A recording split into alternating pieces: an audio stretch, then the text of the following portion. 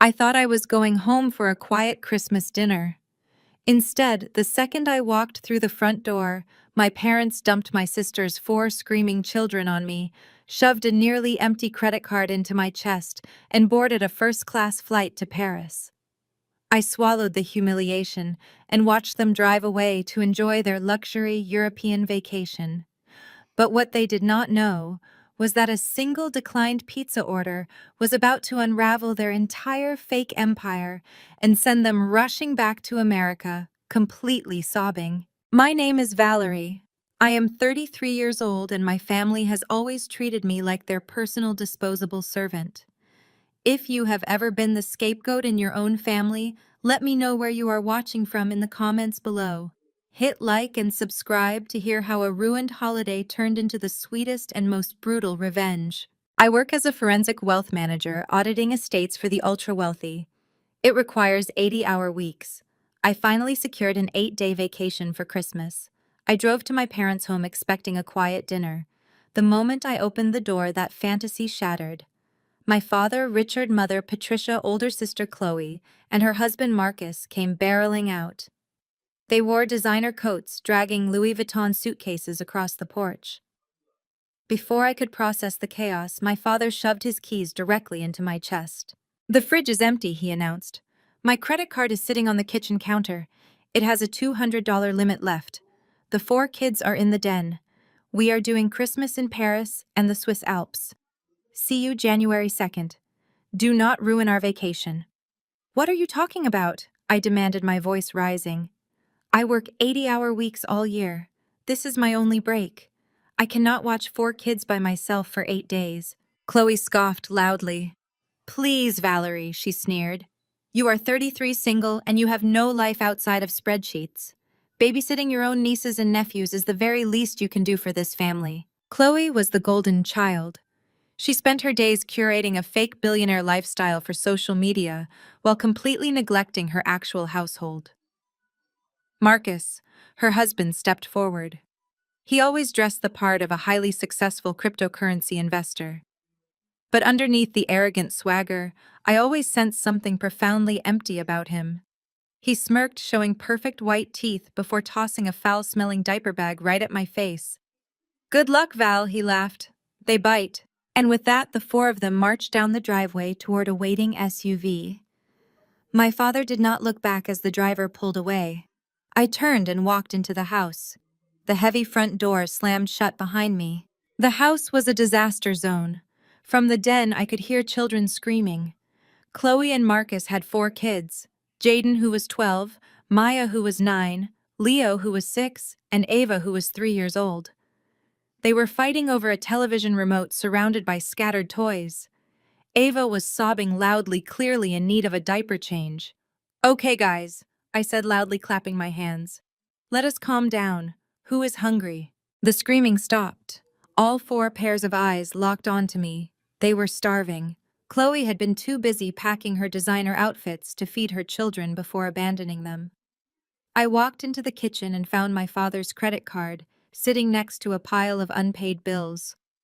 I picked it up, feeling a familiar wave of resentment. My parents always expected me to handle reality while they maintained their flawless high society image. I pulled out my phone and dialed the local pizza place, ordering food.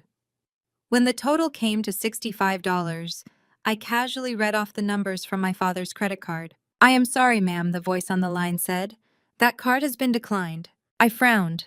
"That is impossible. He said there was a $200 limit left. Can you try it again?" The employee tried again with the exact same result. Frustrated but determined to feed my nieces and nephews, I apologized, hung up, and dialed the customer service number on the back of the card. I navigated through the automated menus, typing in the account number and a zip code. I expected to hear that the card was simply maxed out. What I actually heard sent a chill down my spine. "We are sorry," the robotic voice echoed through the phone speaker. "This account has been permanently frozen. All available funds and credit lines have been seized due to an active federal tax lien. Please contact the Internal Revenue Service for further information regarding this asset seizure." I lowered the phone from my ear, my mind racing. A federal tax lien. You do not get a federal tax lien for a simple missed payment or a minor accounting error. You get a federal tax lien when you have been hiding massive amounts of money and the government has finally caught up with your fraud. My parents were flying to Europe dragging Louis Vuitton luggage while their entire financial foundation was secretly collapsing underneath them. This was a monumental catastrophe. The authorities were coming to seize the remaining property. I stood completely still in the dark kitchen and tightly closed my eyes. And they had left me completely alone in a house that was likely about to be targeted by federal authorities with 4 hungry children who had absolutely no idea that their entire world was a carefully constructed lie. I was a top-tier forensic wealth manager. I hunted down hidden assets and exposed financial criminals for a living. My own greedy parents had just made the biggest mistake of their lives by leaving me the keys to their crumbling kingdom. The relentless hunt was officially on. I pulled my heavy titanium corporate card from my wallet, the metal cold against my fingertips. While my family spent the last decade mocking my career as a glorified accountant, I had quietly built a net worth that completely eclipsed my father's wildest country club fantasies. I ordered enough premium pizza garlic knots and salads to feed a small army. When the delivery driver arrived, the total was over $100. I tipped him another 100 in cash. The kids stared at this mountain of food, like they had not eaten a proper meal in days. 12-year-old Jaden grabbed a slice with trembling hands, glancing at me as if expecting me to snatch it away. That small gesture broke my heart and fueled my anger simultaneously. Chloe curated an image of organic home-cooked meals and perfectly styled children on her social media accounts. In reality, her kids were terrified and starved for basic affection. I made sure they all ate until they were entirely full, bathed them, and tucked them securely into the guest bedrooms. By the time the house fell silent, it was past midnight. I did not sleep. My mind raced with the terrifying implications of the federal tax lien. My parents were completely broke. Marcus was broke. Yet they were flying first class to Paris. The math did not add up. And in my line of work, when the math fails, fraud is always the answer. I finally drifted off on the living room sofa around dawn, only to be jolted awake by the violent roar of a heavy diesel engine backing up our driveway. I threw off my blanket and rushed to the front window. A massive flatbed tow truck was reversing, perfectly aligned with Marcus's beloved matte black Porsche 911. The exact same Porsche he posted on social media every single week with arrogant hashtags about grinding and massive crypto wealth. I threw open the front door, stepping out onto the freezing porch in my socks. "Hey!" I yelled, my breath pluming in the bitter winter air. "What do you think you are doing?" The tow truck driver, a burly man in a high-visibility jacket, did not even pause as he attached heavy steel chains to the luxury car's undercarriage. He looked up at me with absolute boredom. "Repossession, ma'am," he stated flatly. "This vehicle has been in severe default for 7 months. 7 months." Marcus had aggressively bragged at Thanksgiving dinner that he paid for the sports car entirely in cash. I walked down the icy front steps. There must be a mistake. My brother-in-law owns this car outright. The driver laughed, a harsh, raspy sound that cut through the cold morning air. "Lady, the bank owns this car. Your brother-in-law has not made a single payment since the day he drove it off the dealership lot." He finished tightening the chains and walked over to his truck cab, reaching inside. "If you are the homeowner, I have something else for you." He handed me a thick manila envelope securely sealed with red tape. "The bank representative asked me to drop this off since I was coming to the address anyway. Save them the certified postage." I took the heavy envelope, my fingers going completely numb from the frost. The driver engaged the motorized winch. The pristine Porsche was dragged onto the flatbed, groaning in metallic protest. He drove away, leaving deep tire tracks in the fresh morning snow. I walked back inside the silent house and tore open the envelope. As a forensic wealth manager, I read complex legal jargon faster than most people read novels. But the bold black letters printed at the top of the page made my blood run completely cold. Notice of default and intent to foreclose. My parents were losing the house. The property I had grown up in, the sprawling estate my father used to parade his false superiority over the neighborhood, was scheduled for a rapid short sale auction in exactly 30 days. I marched directly down the hall to my father's home office. The door was locked, but a simple paperclip picked the cheap mechanism in seconds. The room smelled of expensive cigars and cheap cologne. I needed to find the original loan documents immediately. I needed to see exactly how deep this financial sinkhole truly went. I bypassed the top drawers, knowing amateurs always hide their worst secrets at the very bottom. I yanked open the lowest filing cabinet drawer and began aggressively auditing my own family. It took me less than 20 minutes to find the smoking gun hidden in a mislabeled folder. It was a secondary mortgage agreement dated exactly 8 months ago. Richard had pulled out $800,000 in equity against the house, but his credit score would have been destroyed by the active tax lien, meaning he could never have secured this massive loan on his own. He needed a guarantor with a pristine credit history and massive liquid assets. I flipped aggressively to the final signature page. There, on the primary guarantor line, was a signature: Beatrice Wilson, my grandmother. I stared at the blue ink, my forensic training instantly taking over my vision. The loops on the letters were strangely shaky, but not with the natural organic tremor of an 82-year-old woman. They were rigidly forced. The pressure points on the pen strokes were entirely wrong for someone her age. The harsh slant of the capital letter B was an exact mirror of my father's handwriting. Richard had forged his own mother's signature to secure nearly $1 million. He had committed severe prosecutable mortgage fraud. Before I could fully process the magnitude of the felony I was holding in my hands, the heavy, archaic landline sitting on my father's desk began to ring. The shrill, piercing sound echoed loudly off the dark wood-paneled walls. I stared at it. Nobody used the landline anymore, unless it was an absolute emergency. I picked up the receiver slowly. "Hello. Is this the residence of Richard Wilson?" A harsh, aggressive female voice demanded through the static. "Yes," I replied, keeping my tone perfectly neutral and professional. "Who is calling?" "This is Brenda from the billing department at Shady Pines Care Facility. I am calling to inform Mr. Wilson that he is currently 3 months past due on Beatrice Wilson's residency fees. If we do not receive a payment of $6,000 by the end of business today, we will be forced to discharge her to a state ward." The room started to spin violently. My grip on the phone tightened until my knuckles turned stark white. "Excuse me," I asked, my voice dropping to a dangerous, icy whisper. "Where exactly did you say my grandmother is right now? Shady Pines Care Facility?" The woman snapped back impatiently. "The final invoice was sent to this address last week. We accept wire transfers or certified bank checks." I froze completely.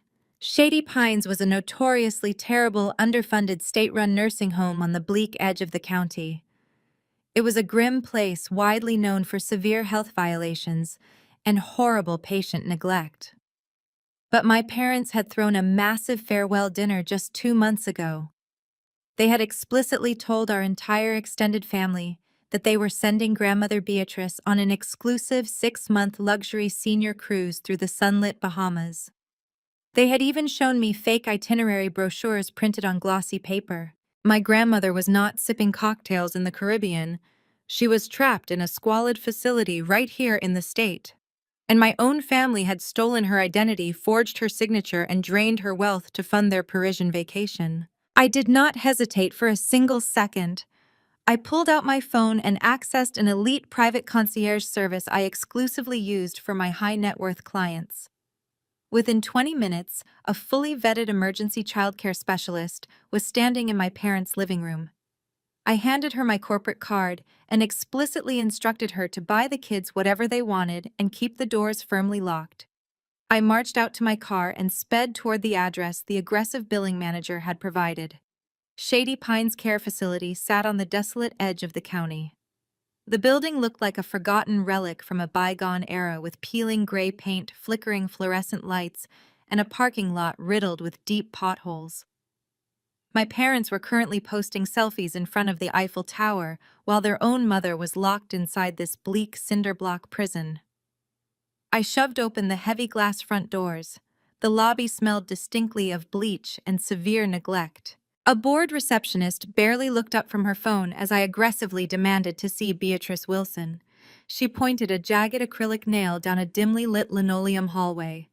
Room 114, she muttered dryly, never breaking eye contact with her screen. I marched down the grim corridor. The air grew noticeably colder the further I went. When I reached room 114, the wooden door was propped wide open. I stepped inside, and the breath completely left my lungs. My grandmother Beatrice, a woman who used to host immaculate charity galas and manage a massive real estate portfolio, was sitting in a faded vinyl recliner. She was wearing a thin hospital gown that offered zero protection against the drafty room. But when she turned her head to look at me, her piercing blue eyes were completely clear. There was zero trace of the severe dementia my parents had tearfully claimed she suffered from. Valerie, Beatrice said, her voice dry, but carrying its usual commanding authority. "It took you long enough to find me." I immediately rushed over to her side, dropping to my knees on the cold tile floor. "Grandma, what is going on here? Mom and Dad said you were on a luxury cruise in the Bahamas." I tried to reach for her wheelchair to get her out of the room, but the control panel was completely dead. Beatrice let out a harsh, bitter laugh. "A cruise? Is that what Richard told the family?" "No, Valerie. My wonderful son and his grifter son-in-law dumped me in this hellhole exactly 3 weeks ago. They confiscated my state identification, smashed my cell phone, and literally removed the battery from my motorized wheelchair so I could not leave this room to find a landline." I stared at her in absolute horror. This was not just elder neglect. This was a calculated hostage situation. Why would they do this? I demanded, my forensic auditor brain piecing together the timeline. "You are completely lucid. The facility staff has to know you do not belong in a dementia ward." Beatrice leaned forward, her jaw set in pure fury. "Because Richard and Marcus paid a crooked doctor to falsify my medical records. They officially declared me legally incompetent. Once the state processed the fraudulent paperwork, Richard seized absolute control of my checkbooks, my investment portfolios, and my primary estate. He signed me in here under a mandatory hold, ensuring I had no legal rights to sign myself out." I stood up, pacing the cramped room. "The secondary mortgage," I muttered, piecing the puzzle together. "I just found a default notice back at the house. Richard forged your signature to pull $800,000 in equity out of the property." Beatrice nodded grimly. "He did not just forge my signature on the mortgage, Valerie. He completely drained my retirement accounts. Marcus is not a successful cryptocurrency investor. He is a chronic, desperate gambler. He lost over $1 million of my liquid assets in a fraudulent Ponzi scheme. He owes dangerous loan sharks a massive amount of money. Rather than let his precious golden daughter face the humiliation of a broke, imprisoned husband, your father decided to steal my entire net worth to cover the criminal debts." "And Chloe?" I asked, feeling a surge of pure disgust. "Does Chloe know about this?" "She knows everything," Beatrice snapped coldly. "Chloe needed her fake billionaire lifestyle maintained. She needed her designer bags, her luxury European vacations, and her flawless social media aesthetic. So they locked me away to rot in this freezing room, stole my identity, and used my hard-earned wealth to fund their pathetic fantasies. They thought I would quietly wither away and die in this chair while they sipped champagne and posted smiling photos online. The sheer scale of their betrayal was staggering. My parents had sold out their own flesh and blood to protect a shallow image of success. They had dumped 4 innocent children on me, expecting me to unknowingly babysit while they blew through stolen funds across the Atlantic. They believed I was simply a compliant servant who would never question their authority or investigate their sudden wealth. They were completely wrong. The screen went black. I placed the phone face down on the heavy mahogany desk. My heart was pounding with a steady and rhythmic adrenaline. I opened my laptop and booted it up. I pulled the power of attorney document closer, noting the specific trust identification numbers and master account routing codes Beatrice and Elias Thorne had strategically listed. I logged into the primary international banking portal. The screen prompted me for authorization. I uploaded the legal proxy document and verified my identity through the bank's secure biometric channel. Within 60 seconds, the master financial dashboard loaded. Every single account my family had access to was laid out in front of me. I saw the massive drain of funds. I saw the pending charges from the Parisian hotel. I saw the exorbitant dinner bill they were currently racking up overseas. I moved my cursor to the master control panel. I selected my father's platinum credit cards. I selected Marcus's linked checking accounts. I selected my mother's emergency lines of credit. I selected the joint travel accounts they were currently using to fund their extravagant lifestyle. Let us see exactly how glamorous Paris is without a single dime, I said to the empty room. I clicked the global freeze command. The system asked for a final confirmation to permanently lock all selected assets and report suspicious activity. I hit execute. A green banner flashed across the screen, confirming that every single financial lifeline my family possessed was now entirely dead. I closed the laptop and watched the green confirmation banner fade to black. The silence in my father's office was heavy, but it was no longer the silence of secrets. It was the silence of absolute control. I left the accounting ledgers and the power of attorney document securely locked back inside the biometric wall safe. I walked out of the dark wood-paneled room and headed upstairs. It was time to deal with the collateral damage my sister had left behind. I walked down the carpeted hallway toward the guest wing. The elite emergency nanny I had hired was stationed near the staircase. She gave me a quiet, reassuring nod. I gently pushed open the door to the first guest room. The twins were sound asleep, tangled in their blankets. I closed the door and moved to the second room. The bedside lamp was still casting a dim yellow glow across the walls. Jaden. My 12-year-old nephew was wide awake. He was sitting rigidly on the edge of the mattress, his hands gripping the sheets, his eyes locked onto the floor. His younger sister was breathing softly in the adjacent bed. I stepped inside and closed the door with a soft click. Jaden violently flinched. His shoulders hiked up to his ears, and he instinctively pulled his arms inward as if bracing for a physical blow. That tiny, involuntary movement made my blood run completely cold. I sat down slowly on the opposite end of the bed, ensuring I did not crowd his space. I asked him if he was feeling okay. For a long minute, the room was totally silent. Then the dam broke. Jaden started talking, his voice a ragged whisper that quickly dissolved into heavy, breathless sobs. He confessed everything. He told me Marcus had become a terrifying presence in their house. Whenever the stock market dipped or Marcus received phone calls from unlisted numbers, he would fly into blind, violent rages. He screamed at the children for breathing too loudly. Just last week, Jaden had asked for $20 to pay for a mandatory school field trip.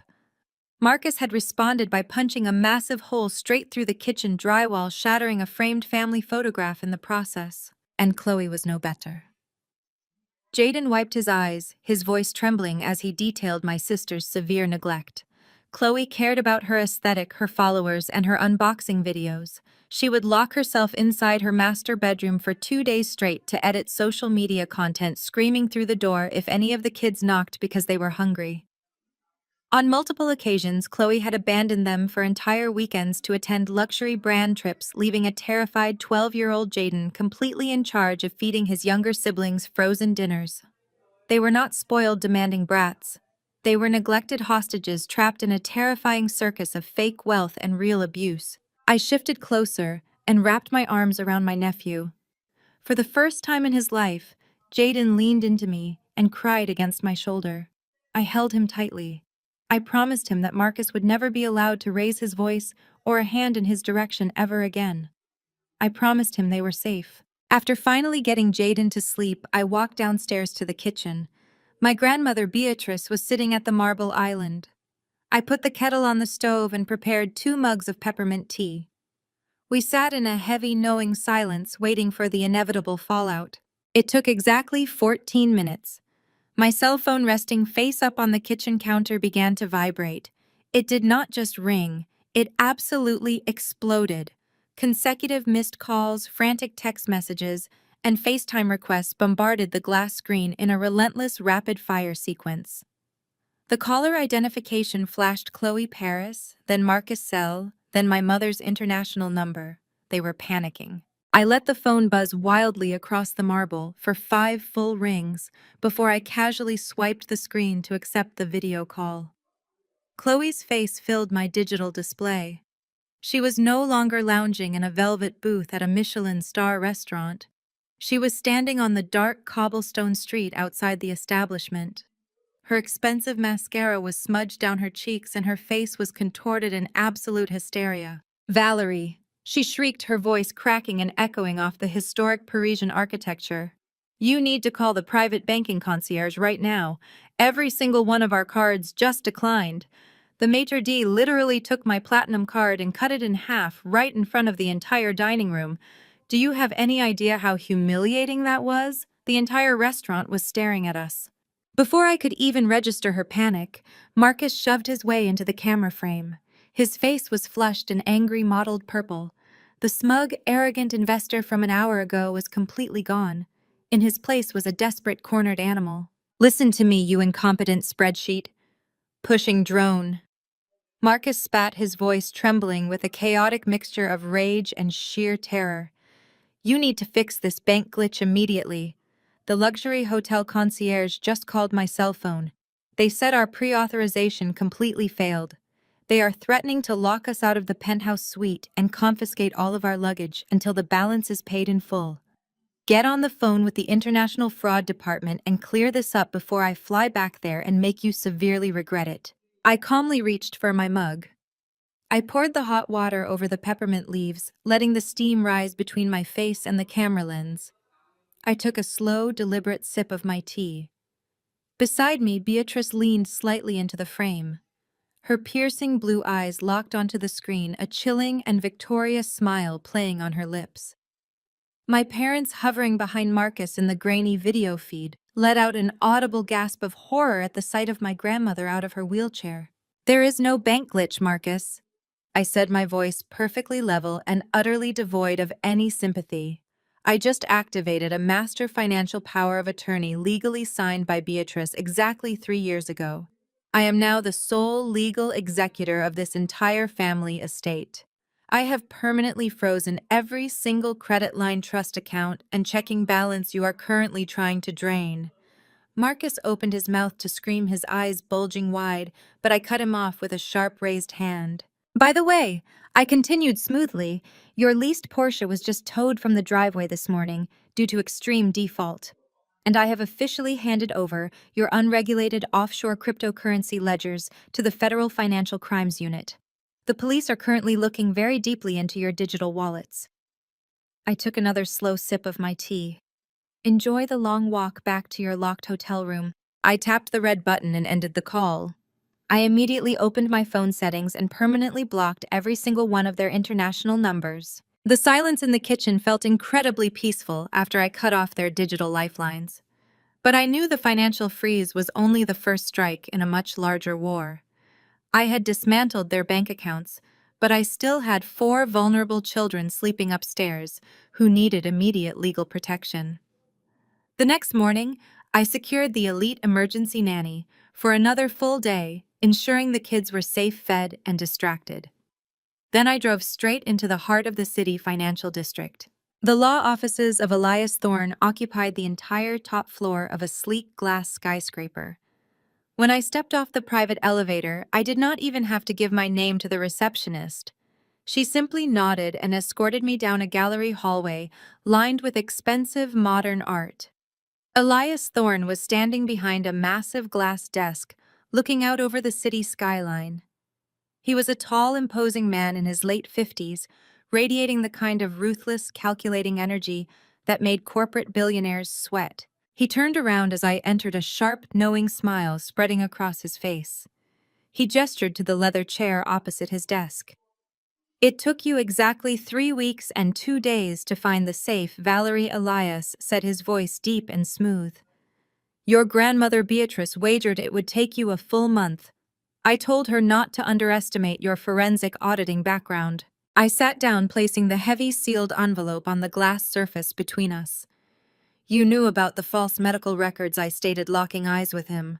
You knew Richard and Patricia were plotting to lock her away in that horrific facility. Elias nodded, his expression turning deadly serious. Beatrice and I anticipated their move, but we needed them to actually execute their fraudulent plan so we could catch them committing multiple federal felonies. The power of attorney you currently hold is absolute. Beatrice legally transferred her entire empire to you before a single doctor signed those fake papers. Your father effectively stole from a trust he had absolutely zero legal rights to access. He paused, leaning forward and resting his elbows on the desk. You froze their international accounts last night. I received the automated banking alerts. The financial trap has been sprung. Now what is our next move? I need to protect Chloe's children, I said firmly, my voice unwavering. Chloe and Marcus abandoned a 12-year-old boy and 3 younger siblings. They flew to Paris for a luxury vacation without establishing a legal guardian, without leaving a medical proxy, and without providing a single dollar of emergency child support funds. I could not even find their health insurance cards. Worse than that, Jaden confessed to me last night that Marcus is prone to violent, destructive rages, and Chloe regularly neglects them for days at a time to film social media content. They are not just annoying kids, they are victims of severe emotional and physical neglect. Elias's eyes darkened with a predatory gleam. He pulled a fresh legal pad toward him and uncapped a silver fountain pen. Leaving minor children across international borders without legally established guardianship or provisions is grounds for immediate state intervention, he explained, writing rapidly. Combine that with the child's direct testimony of domestic violence and gross neglect, and we have the perfect storm. We are not just going to file for a change of custody, Valerie. We are going to legally obliterate your sister's parental rights. Within 2 hours, Elias had drafted an airtight emergency ex parte custody petition. He leveraged his extensive network, pulling high-level favors with a family court judge he frequently worked with, completely fast-tracking the entire process. By the time I left his office, I possessed a temporary emergency custody order granting me full legal guardianship of my nieces and nephews. But Elias warned me there was one final mandatory step. The state required a Child Protective Services worker to conduct an immediate home inspection to finalize the temporary placement and ensure the environment was safe for the children. I drove back to my parents' sprawling suburban estate. The CPS worker arrived less than 20 minutes later. Her name was Brenda, a sharp-eyed, no-nonsense woman carrying a thick clipboard. I introduced her to the children who were happily eating lunch in the kitchen under the supervision of the nanny. Brenda spoke gently with Jaden in private, verifying the horrifying details of Marcus's explosive temper and Chloe's chronic neglect. She documented everything meticulously. After the interviews concluded, Brenda requested a complete walkthrough of the property. I led her through the massive house, showing her the children's bedrooms, the fully stocked pantry, and the secure perimeter. Everything was proceeding perfectly until we reached Marcus's home office on the ground floor. I pushed open the heavy wooden door and let Brenda step inside. The room was a chaotic mess of discarded shipping boxes, empty energy drink cans, and multiple computer monitors displaying complex trading charts. Brenda walked around the perimeter, checking the window locks and scanning for basic safety hazards. As she moved behind the heavy oak desk, she paused. One of the lower desk drawers was slightly ajar. The locking mechanism visibly splintered as if it had been hastily forced open and quickly shoved shut. "Is this where the children's father conducts his business?" Brenda asked, her professional tone shifting into something much sharper and far more alert. "Yes," I replied, stepping closer. "Marcus uses this office daily for his cryptocurrency trading." Brenda pulled a pair of blue latex gloves from her jacket pocket and slipped them on. She reached down and pulled the damaged wooden drawer entirely open. I gasped, taking a sudden step back. The bottom of the drawer was not filled with tax documents or business contracts. It was packed with tightly bound vacuum-sealed plastic bricks filled with a suspicious white powder. Surrounding the massive stash of illegal narcotics were dozens of fake state driver's licenses, stacks of blank cloned credit cards, and heavily encrypted ledger drives. Marcus was not just a failed cryptocurrency investor running from dangerous loan sharks. He was actively running a massive identity theft and narcotics distribution ring right out of the house where his children slept. Brenda immediately dropped her clipboard and reached for her police radio. Within 10 minutes, the quiet suburban street was flashing with red and blue lights. Uniformed officers and plainclothes detectives swarmed the property, securing the perimeter and turning Marcus's home office into a full-blown active crime scene. I gathered Jaden and his younger siblings, moving them to the upstairs guest wing, with the nanny completely shielding them from the chaos erupting below. As they hauled out evidence bags filled with narcotics, forged passports, and stolen credit card readers, the reality of my sister's fake, glamorous life was laid bare. Marcus was facing decades in federal prison, and Chloe had abandoned her children in the middle of a massive criminal enterprise. But the criminal investigation into Marcus was only the beginning. The financial fallout from my father's reckless greed was moving even faster. Because Richard had completely stopped making payments on the fraudulent secondary mortgage months ago to fund his European vacation and Marcus's debts, the default had officially triggered a rapid foreclosure. The bank had no interest in holding on to a sprawling suburban estate that was now directly tied to a massive federal narcotics and embezzlement investigation. They moved with ruthless corporate efficiency, initiating a rapid short sale to liquidate the asset and recover the stolen equity before the property became tied up in lengthy criminal forfeiture hearings. They expected a developer to swoop in and buy it for pennies on the dollar. They did not expect me. My parents had spent my entire adult life treating me like the family disappointment. Because I did not wear flashy designer labels, drive leased sports cars, or post filtered vacation photos, Chloe and my mother assumed I was practically destitute. They mocked my boring accounting job and laughed at my quiet lifestyle.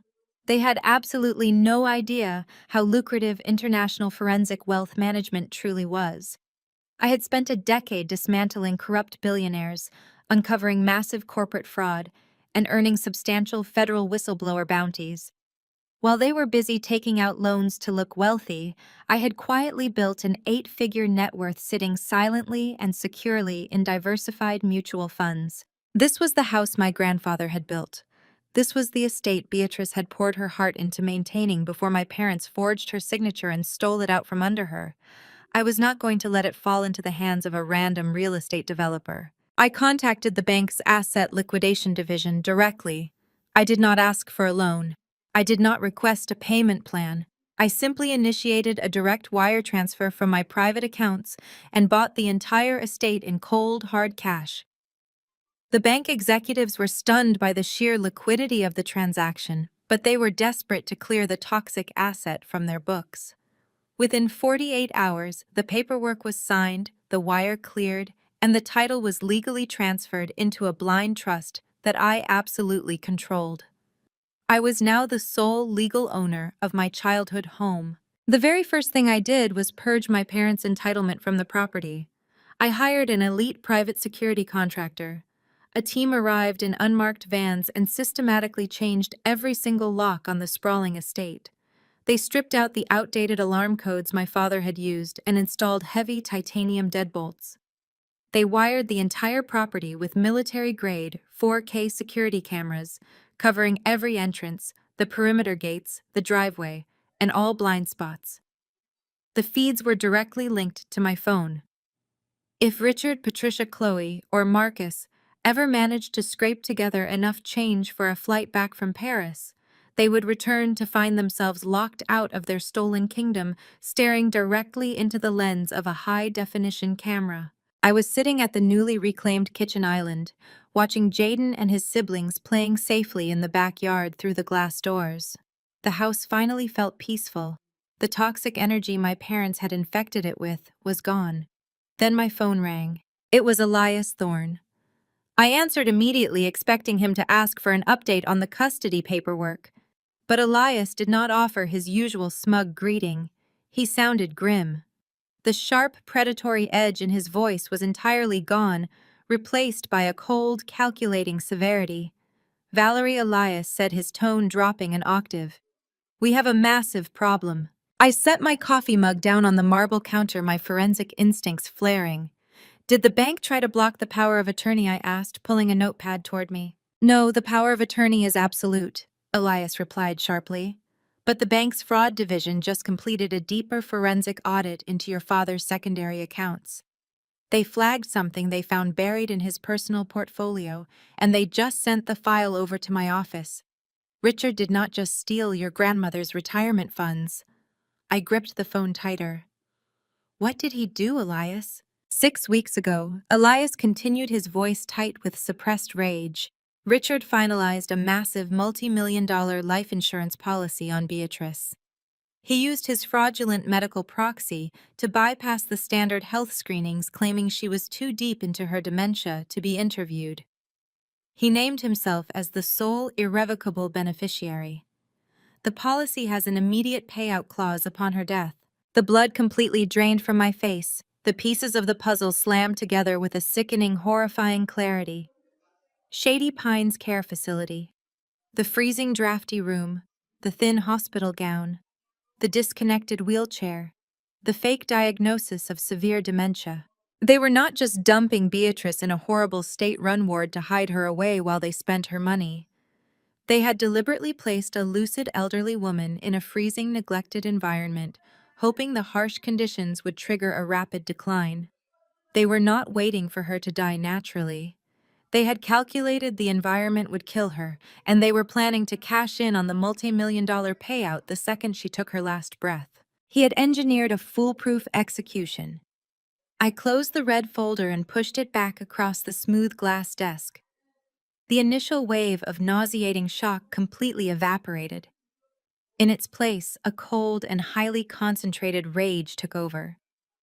My father had not just stolen money, he had calculated the exact parameters needed to legally murder his own mother. "We are going to the state medical board," I told Elias, my voice sounding eerily calm in the quiet office. "We are going right now, and we are bringing Beatrice." Elias did not hesitate. He grabbed his briefcase and immediately began making calls to his highest-level contacts within the state health department. I dialed the security team back at the estate. I instructed them to escort my grandmother to a secure private vehicle and bring her directly to the downtown government plaza. 40 minutes later, Beatrice stepped out of the black SUV. She was wearing a tailored Chanel suit I had retrieved from her original house, her silver hair perfectly styled, her posture radiating absolute authority. When I gently explained what we had found in the medical files, Beatrice did not cry. Her piercing blue eyes hardened into twin shards of ice. Richard had vastly underestimated the woman who raised him. We bypassed the crowded public waiting rooms and marched directly into the executive suites of the state medical board. Elias had secured an emergency hearing with the regional director and a panel of chief medical ethics officers. They looked annoyed by the sudden intrusion right up until Elias dropped the fraudulent Shady Pines medical intake file onto the center of their polished mahogany conference table. "This is an active conspiracy to commit medical murder," Elias stated, his voice ringing with absolute authority. "My client Beatrice Thorne has been classified as suffering from end-stage severe dementia by a facility doctor who never even examined her. Based on this fraudulent diagnosis, her son Richard illegally initiated a do not resuscitate order and a strict no hospital transfer directive." The regional director frowned, reaching for the paperwork. He began to recite the standard bureaucratic excuses about proper channels and proxy rights. Beatrice cut him off completely. She stood up from her leather chair and leaned over the table. "I built a multi-million-dollar commercial real estate empire from a single rundown storefront in the 1970s, Beatrice said, her voice crisp and echoing with power. "I currently hold a diversified stock portfolio that outperforms the market average by 12%. I can recite the routing numbers of my primary trust accounts from pure memory. Do I look like a woman suffering from end-stage dementia to you?" The board members stared at her in stunned silence. She was sharper, clearer, and more articulate than half the executives in the room. The sheer, undeniable proof of her lucidity made the forged medical documents look like a horrifying joke. Elias immediately went in for the legal kill. He presented the time-stamped banking records proving Richard had wired a massive cash bribe directly to the Shady Pines facility director just 24 hours before Beatrice was admitted. He then slammed the multi-million-dollar life insurance policy down next to the forged medical intake forms. Within 20 minutes, the entire bureaucratic resistance completely collapsed. The medical board immediately invalidated the Do Not Resuscitate order and permanently obliterated the No Hospital Transfer Directive. Elias filed the necessary injunctions to formally and permanently strip Richard of any and all medical, legal, and financial proxy rights regarding my grandmother. My father no longer had the authority to order a Band-Aid for Beatrice, let alone dictate her end-of-life care. But we were not done. I looked at Elias and gave him a sharp nod. It was time to destroy the accomplices. Elias dialed the state attorney general directly from the conference room. He filed a devastating civil and criminal suit against Shady Pines Care Facility.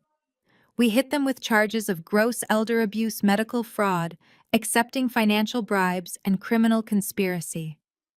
The regional director of the medical board, now terrified of a massive public scandal, immediately dispatched an emergency task force to the nursing home. Before the afternoon was over, the facility director was removed from the premises in handcuffs. The shady doctors were suspended pending a massive federal investigation, and the state initiated the process of permanently shutting down the entire horrific operation. We had successfully dismantled the murder plot. I drove Beatrice back to the safety of our newly secured estate. The sun was just beginning to set, casting long shadows across the manicured lawns.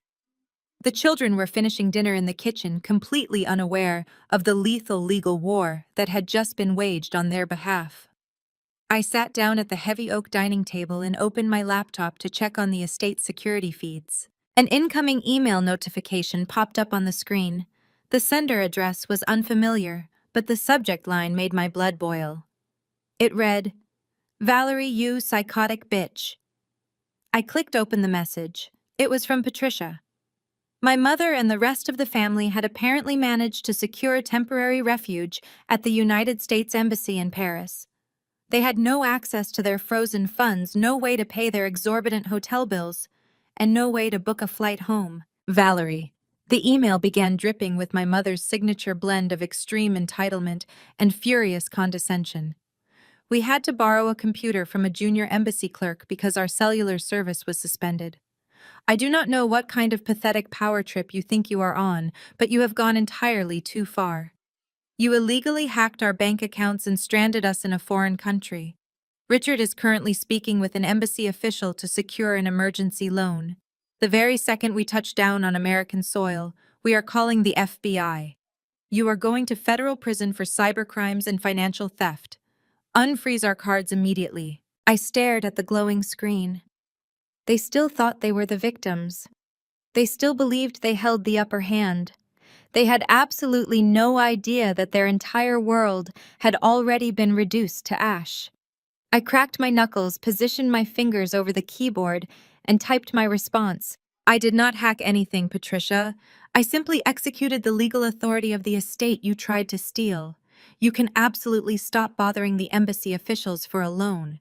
You will never see another dime of Beatrice's money as long as you live.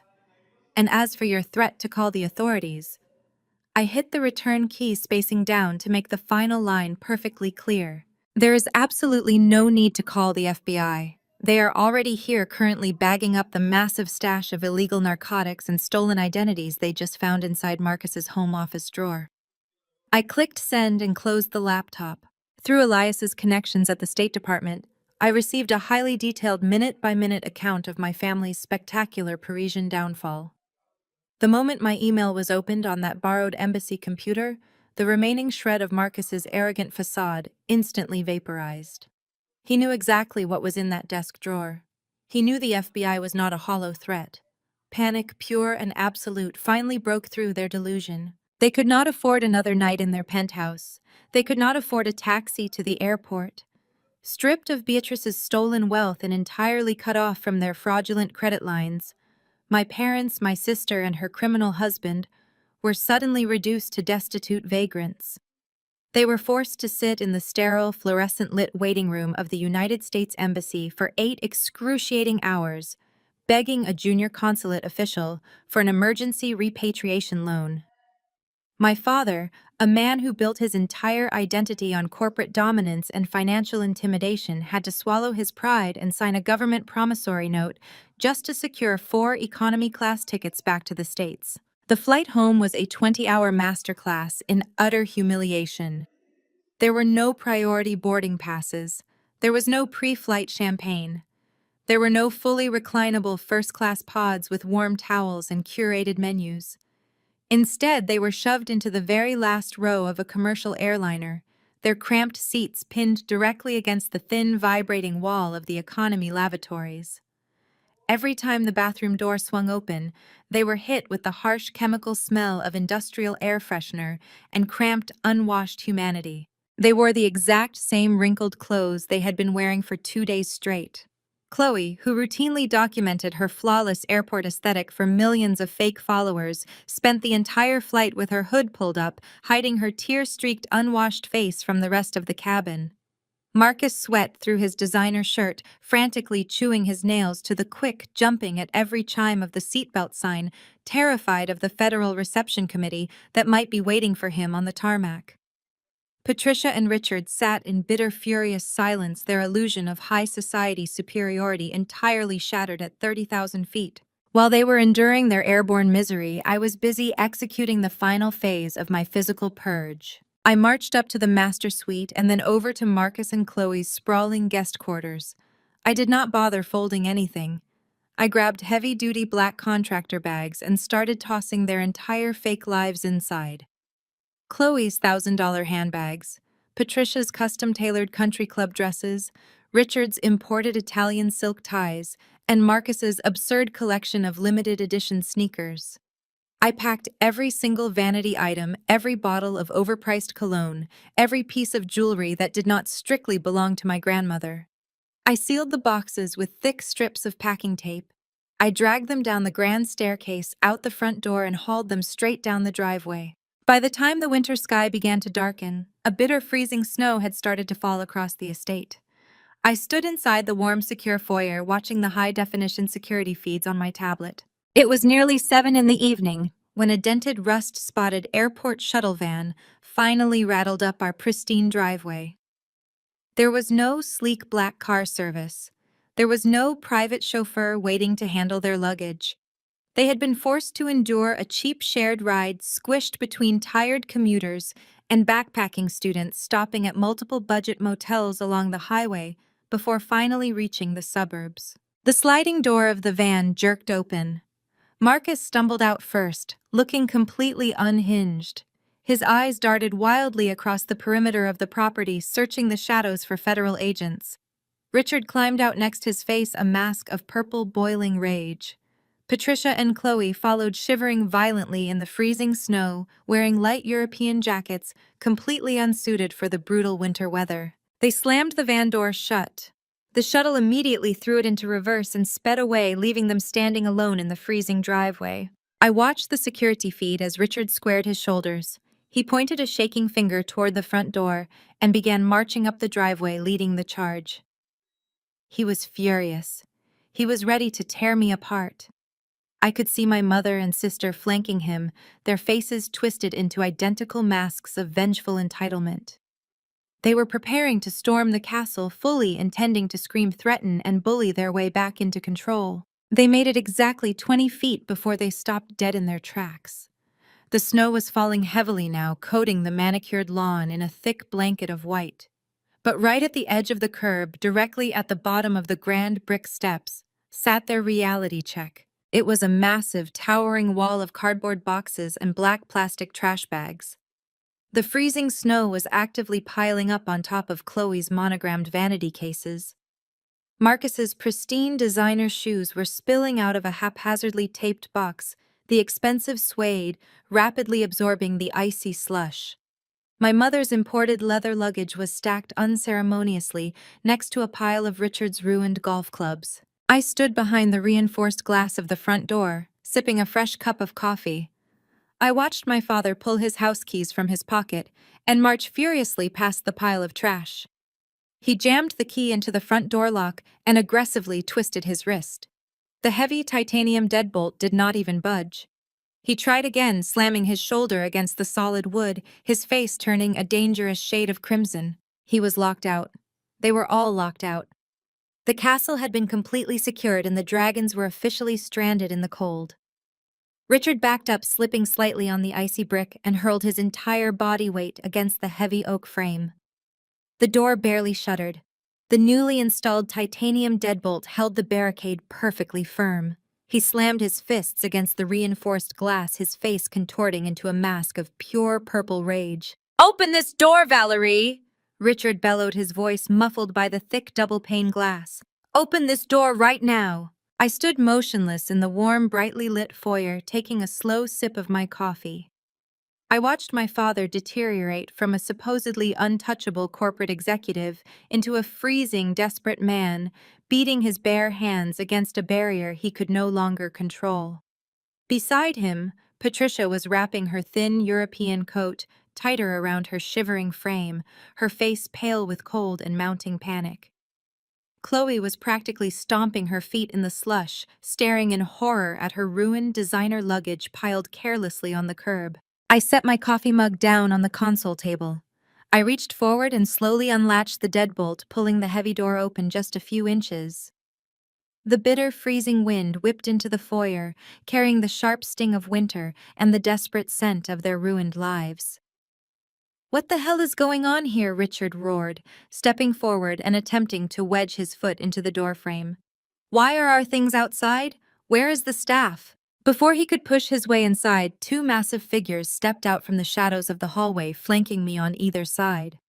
They were elite private security contractors, dressed in dark tactical gear, their hands resting casually near their utility belts. They moved with a terrifying synchronized precision, physically blocking the entrance with their broad shoulders. Behind them, Elias Thorne stepped into the light. He was wearing an impeccably tailored charcoal suit, radiating the kind of absolute, untouchable authority that money could not buy.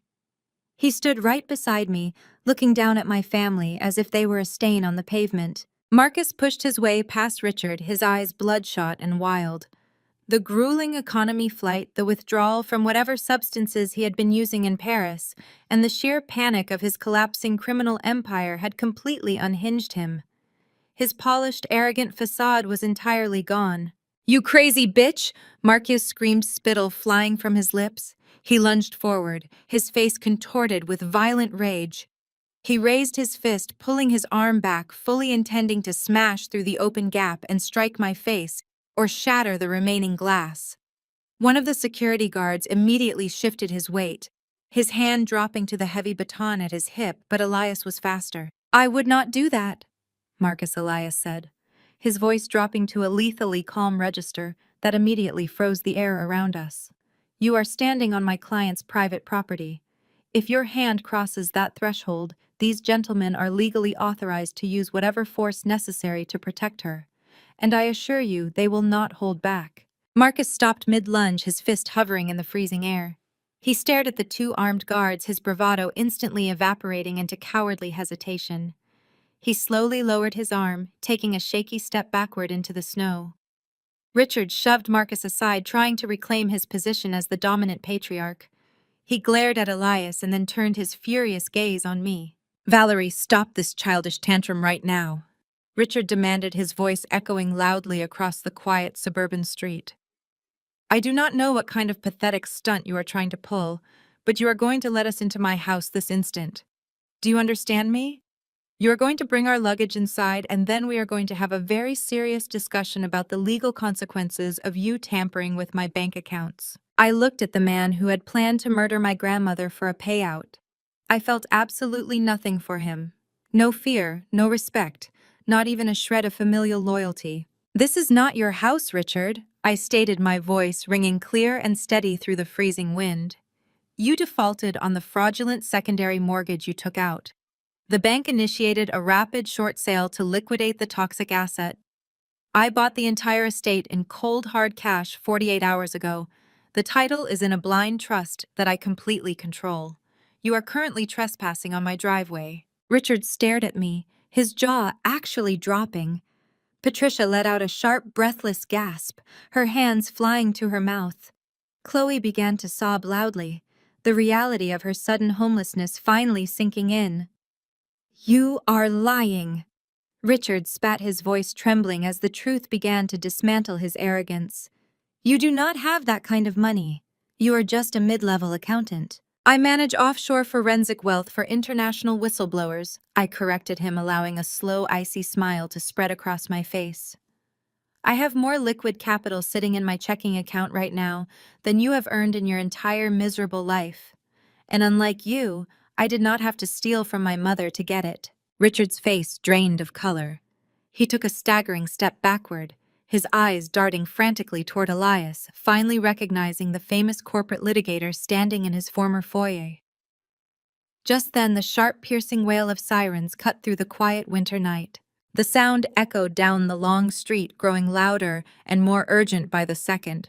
Red and blue lights flashed against the snow-covered trees, illuminating the dark sky.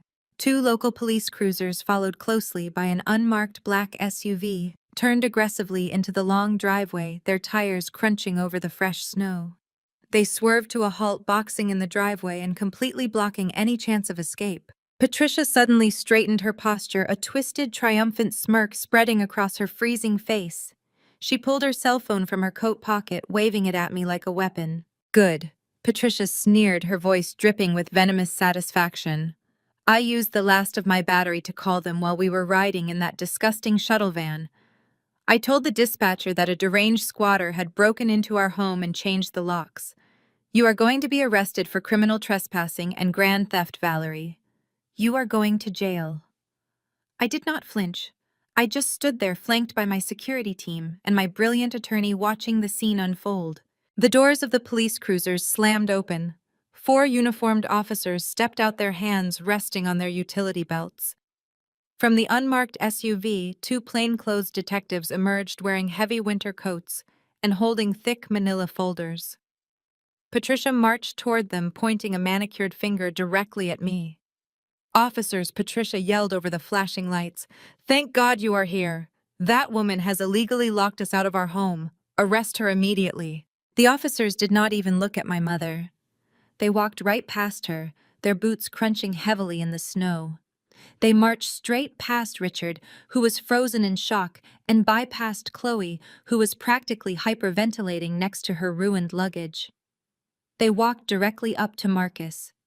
Marcus immediately threw his hands up in the air, his eyes wide with absolute terror. The lead detective stepped forward, pulling a pair of heavy steel handcuffs from his belt. "Marcus Vance," the detective announced, his voice booming over the sound of the idling engines. "You are under arrest for conspiracy to distribute a controlled substance, identity theft, and massive federal wire fraud. Turn around and put your hands behind your back. You have the right to remain silent. I highly suggest you use it." Patricia's victorious smirk instantly vanished, replaced by an expression of pure, unadulterated horror. The Golden family's illusion was finally over. The reality check had officially arrived. Marcus did not go quietly. The moment the detective's heavy hand clamped down on his expensive imported jacket, his survival instinct finally kicked in, overriding his shock. He twisted violently, throwing his elbow backward in a desperate, entirely futile attempt to break the officer's grip. It was the worst possible move he could have made. The 2 plainclothes detectives did not hesitate. They moved with swift, practiced aggression, grabbing Marcus by the shoulders and spinning him around. They shoved him hard against the icy wet hood of the nearest police cruiser. The impact echoed sharply across the freezing driveway. Marcus let out a breathless grunt as his face was pressed directly into the freezing metal and piling snow. "You are making a massive mistake!" Marcus shrieked, his voice cracking as the cold steel of the handcuffs bit brutally into his wrists. "I am a legitimate venture capitalist. I am a highly respected currency trader. You have the wrong guy. This is a setup. My sister-in-law is psychotic. She is trying to frame me because she is jealous of my success." The lead detective ignored his frantic whining, completely securing the cuffs with a loud, definitive click. Elias Thorne stepped calmly down from the porch, his expensive leather shoes leaving perfect, unhurried prints in the fresh snow. He approached the detectives, completely unfazed by the flashing red and blue lights reflecting off his tailored suit. He reached inside his jacket and pulled out a thick, legally binding dossier. "There is no mistake, officers," Elias said, his voice cutting through Marcus's hysterical rambling with surgical precision. "I am the legal counsel for the current owner of this estate. Inside this folder, you will find the airtight financial paper trail detailing Mr. Vance's extensive cryptocurrency fraud and illegal offshore wire transfers. Furthermore, it contains the preliminary case file generated by Child Protective Services earlier this afternoon." The detective took the folder, his eyes scanning the summary page illuminated by the cruiser's headlights. Elias continued, his tone devoid of any sympathy. "CPS investigator Brenda Walsh conducted a mandatory home inspection today. During her walkthrough, she uncovered a massive quantity of vacuum-sealed narcotics, heavily encrypted ledger drives, and dozens of stolen identities hidden inside Mr. Vance's locked desk drawer. The federal authorities have already secured the evidence. You are simply providing the complimentary ride downtown." Marcus thrashed against the hood of the car, his face turning a blotchy, panicked red. He looked wildly at my father, who was standing frozen on the driveway, completely paralyzed by the sheer magnitude of the legal destruction unfolding in front of him. "Richard, do something," Marcus begged, his voice pitching into a pathetic squeal. "Call your lawyers. Tell them I am innocent." Richard did not move a single muscle. The man who had spent his entire life dominating boardrooms and bullying his family into submission was entirely defeated. He stared at Marcus, then looked up at Elias, the realization finally dawning on him that his own legal nightmare regarding Beatrice was only just beginning. He was not going to spend a single dime defending his son-in-law. He was too busy calculating his own survival. The detective grabbed Marcus by the collar, hauling him off the hood of the car. He turned him around, ignoring the slush and dirt now coating Marcus's designer clothes. "Marcus Vance, you have the right to remain silent," the detective recited, his voice booming over the wind. "Anything you say can and will be used against you in a court of law. You have the right to an attorney." As the detective read Marcus his Miranda rights and forcefully guided him into the back of the freezing police cruiser, Chloe finally snapped out of her stupor. The curated, flawless influencer persona she had meticulously maintained for a decade completely shattered into a million pieces. She let out a blood-curdling, hysterical scream. She dropped her designer handbag into the slush, her hands flying to her head as she watched her husband being shoved into the caged back seat of a police vehicle. "No," Chloe shrieked, her voice echoing wildly down the quiet street. "You cannot take him. We have a flight to catch. We are going back to Paris." She spun around, her mascara running in dark, ugly streaks down her face, and charged toward the porch. She stopped just shy of the security guards, looking directly at me through the open doorway. Her eyes were manic, filled with a toxic mixture of absolute terror and furious entitlement. "Valerie, tell them to stop," Chloe demanded, stomping her expensive boots in the accumulating snow. "You have the money to fix this. Call your people and tell them it is a misunderstanding. Tell them Marcus is innocent. Pay their bail. Do something right now." I looked down at my sister. I looked at the woman who had spent 30 years mocking my clothes, belittling my career, and treating my existence as a miserable punchline. I looked at the mother who had abandoned her 4 children to go drink champagne in Europe while funding the trip with the anticipated murder of our grandmother. I took a slow, deliberate sip of my coffee. "I do not defend felons," I stated, my voice completely flat and devoid of a single ounce of empathy. "And I certainly do not spend my hard-earned money bailing out negligent, abusive criminals. Have fun visiting him through a plexiglass window, Chloe." The police cruiser's engine roared to life. The tires spun in the snow for a fraction of a second before catching traction, and the vehicle sped down the driveway, taking Marcus away to a federal holding cell. Chloe watched the taillights disappear into the winter storm, her entire body shaking. Stripped of her husband, her stolen wealth, and her manufactured social status, she instinctively pivoted to the only remaining leverage she thought she possessed: her children. "Fine!" Chloe screamed, her voice cracking with desperate, malicious energy.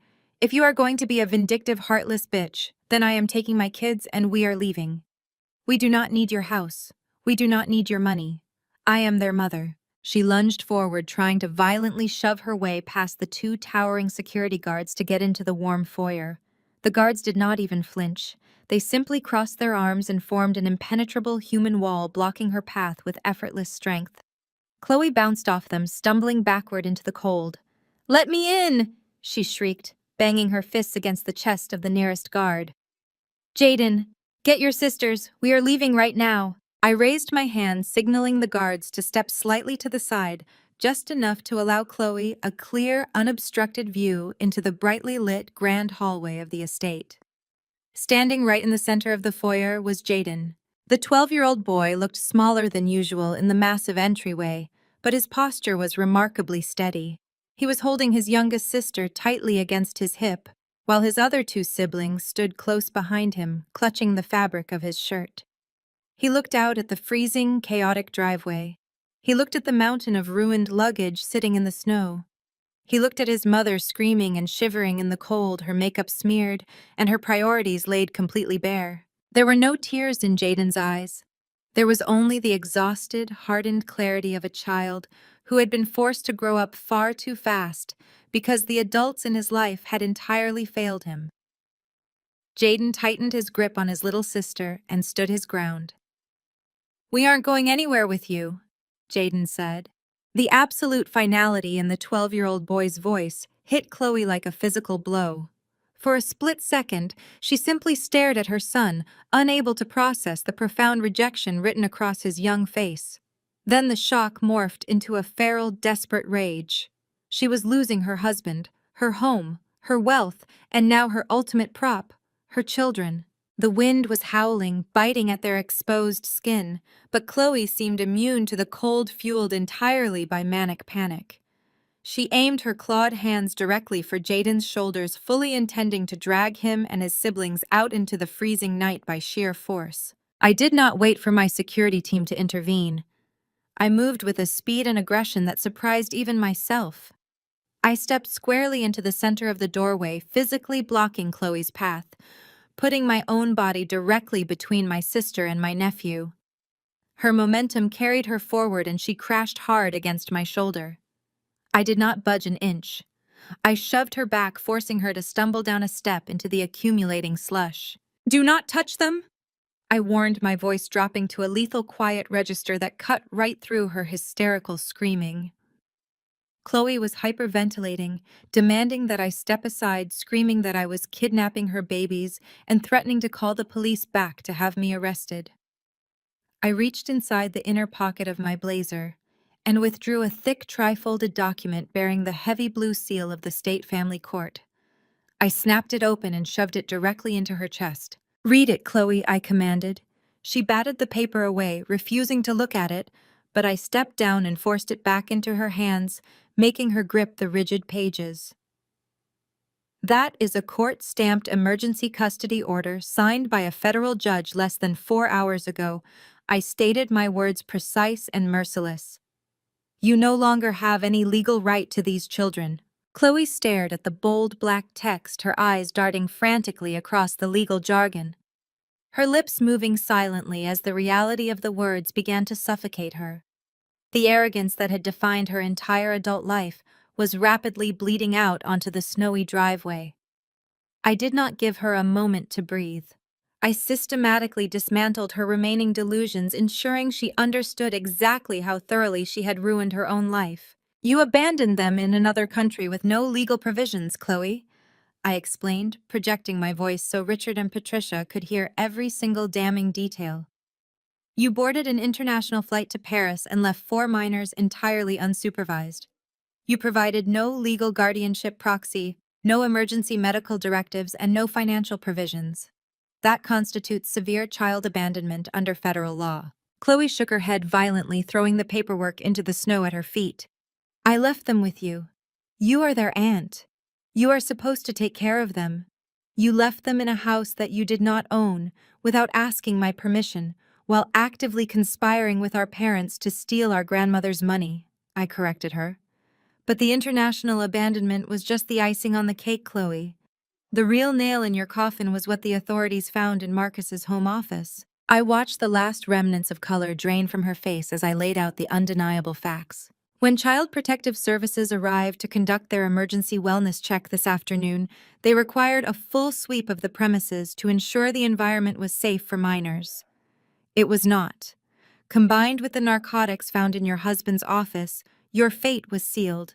They found Marcus's vacuum-sealed drugs hidden under the floorboards. They found his burner phones, the encrypted hard drives, and the stolen financial identities. You left your children in a house actively operating as a distribution hub for a federal criminal enterprise. Chloe began to sway on her feet, her hands clutching her head as if trying to physically block out my voice.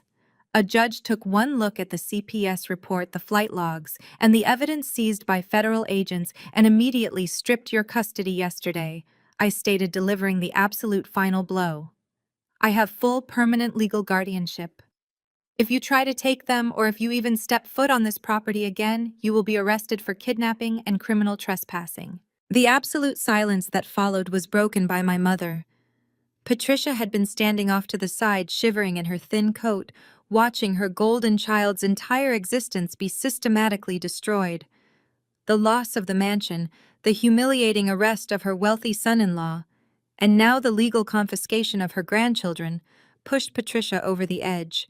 She could no longer maintain her facade of aristocratic superiority. Patricia marched toward the steps, her face twisted with a level of hatred I had never seen directed at me before. The veneer of the sophisticated matriarch was completely gone, replaced by a vicious cornered animal looking for someone to tear apart. "You vindictive, unnatural monster!" Patricia hissed, her voice vibrating with pure malice. She stomped up the icy steps, completely ignoring the towering security guards who tensed at her aggressive approach. "You orchestrated all of this. You set up Marcus. You stole the house right out from under us. And now you are stealing Chloe's children just to punish us for living well. You have destroyed this family, Valerie." I looked down at the woman who had raised me, the woman who had spent my entire life making me feel inadequate, who had plotted to hasten my grandmother's death for a quick payout. I felt a profound, overwhelming sense of peace. "I didn't destroy this family, Patricia," I said calmly. "I just stopped funding its delusions." Patricia let out a sound of pure, unadulterated rage. She pulled her right arm back, her hand curling tightly, fully intending to slap me across the face with everything she had. I saw the movement perfectly clearly. The security guards immediately shifted their weight, their hands reaching out to intercept her wrist and take her down. But before Patricia's hand could make contact with my cheek and before the guards could tackle her to the freezing ground, a sound echoed from the grand hallway behind me. The heavy front door swung open wider, the hinges groaning loudly as it hit the interior wall. The warm golden light from the massive foyer chandelier spilled out across the icy porch, cutting through the winter darkness and illuminating the towering figure stepping out into the night. Grandmother Beatrice stepped out onto the porch. She was wearing a sharp, impeccably tailored winter coat over a deep burgundy dress, standing tall and resolute. The woman who Patricia and Richard had claimed was on her deathbed, the woman they had plotted to exploit and abandon, looked healthier, sharper and angrier than they had ever seen her. Patricia's hand froze mid-air. The color instantly drained from her flushed, furious face, leaving behind a stark, terrified pallor. Richard stumbled backward on the icy brick, his mouth opening and closing without producing a single sound. He looked like a man who had just seen a ghost, and in a very real way he had. The woman standing before them was supposed to be a frail, heavily sedated invalid, wasting away in a sterile hospital bed. Instead, she was an immovable force of nature. Beatrice adjusted the lapels of her deep burgundy wool coat, her silver hair perfectly coiffed, her sharp emerald eyes locking onto her son with a level of disgust that could have frozen the falling snow. She moved past me, her footsteps clicking definitively against the porch, ignoring the flashing police lights and the chaotic aftermath of Marcus being shoved into the back of a cruiser. She had one target, and she had waited 30 years to finally pull the trigger. Mother Richard choked out, his voice trembling as he instinctively took another step back into the slush. "What are you doing here? You are supposed to be in the care facility. You are supposed to be resting." "I have rested quite enough," Richard, Beatrice said, her voice ringing out with an icy, penetrating clarity that commanded immediate silence across the entire property. Even the police detectives pausing by their vehicles turned to watch. I have rested while you pillaged the fortune your father broke his back to build. I have rested while you allowed this pathetic excuse for a wife to prance around country clubs pretending she comes from aristocratic money, instead of recognizing that every designer dress on her back was paid for by my family. Patricia let out a strangled gasp, clutching the collar of her thin coat, completely paralyzed by the sheer venom in her mother-in-law's voice. But my rest is officially over. Beatrice continued, stepping to the very edge of the top step, looming over them both. I knew you were greedy, Richard. I knew you were a superficial, arrogant man who valued the appearance of wealth far more than the actual labor required to maintain it. But I never in my darkest nightmares believed you were capable of actual murder. Richard threw his hands up, his eyes darting frantically toward the police detectives and the neighbors, now openly watching from their illuminated living room windows. Mother, be quiet, he hissed, his panic escalating into pure terror. You do not know what you are saying. You are confused. The medication has clouded your judgment. Do not you dare attempt to gaslight me, Beatrice roared, pointing a steady accusatory finger directly at his chest. I saw the documents, Richard. Valerie brought me the digital copies of the fraudulent power of attorney. I saw the do not resuscitate order you signed. You instructed my doctors to let me die if my heart so much as fluttered. You intentionally starved my medical trust to force a rapid decline. You tried to bury me alive to pay for your daughter's vacations. The words hung in the freezing air, heavy and lethal. Chloe, who had been sobbing hysterically over the loss of her children, and her husband fell completely silent, staring at her father in horror. Even she had not fully grasped the murderous extent of her parents' financial desperation. Elias Thorne stood respectfully to the side, his hands folded neatly in front of him, watching the execution of justice with a satisfied gleam in his eye. You did all of this to fund a fraudulent European getaway. Beatrice sneered, her voice echoing with utter contempt. You stripped the accounts bare. You signed away my right to medical intervention. You nearly killed me so Chloe could buy handbags and Marcus could continue playing a successful venture capitalist while running a drug ring out of a house you could not even afford. You traded my life for an illusion, and you failed spectacularly. Patricia burst into tears, dropping to her knees in the snow. The freezing wetness soaked through her expensive clothes, but she seemed completely unaware of the cold. She was entirely shattered by the public humiliation, the flashing police lights, and the undeniable vocalized truth of her crimes. Richard simply shook his head, his chest heaving as he struggled to draw breath in the biting wind. As of yesterday morning, my attorney, Elias Thorne, filed the necessary paperwork to sever every legal and financial tie I have to you, Beatrice announced, gesturing gracefully toward Elias, who offered a crisp, approving nod. You are completely removed from my estate. You are excised from my medical directives. I have officially adopted Valerie as my sole heir and the executor of my trust. You get absolutely nothing. I disown you, Richard. I look at you, and I see a pathetic, cowardly stranger. You are no longer my son. The absolute finality of her words struck Richard like a physical blow. He staggered, his knees buckling slightly on the icy driveway. He had lost his mansion. His son-in-law was in handcuffs, destined for federal prison. His daughter was stripped of her children by a federal judge. His wife was sobbing uncontrollably in the snow. And now the vast inheritance he had counted on to save him from complete financial ruin was permanently erased. The empire he thought he ruled had been entirely dismantled by the very daughter he had spent his life stepping on. But Richard was a man poisoned by his own toxic pride. His brain could simply not accept absolute defeat. He refused to be the man crying in the driveway.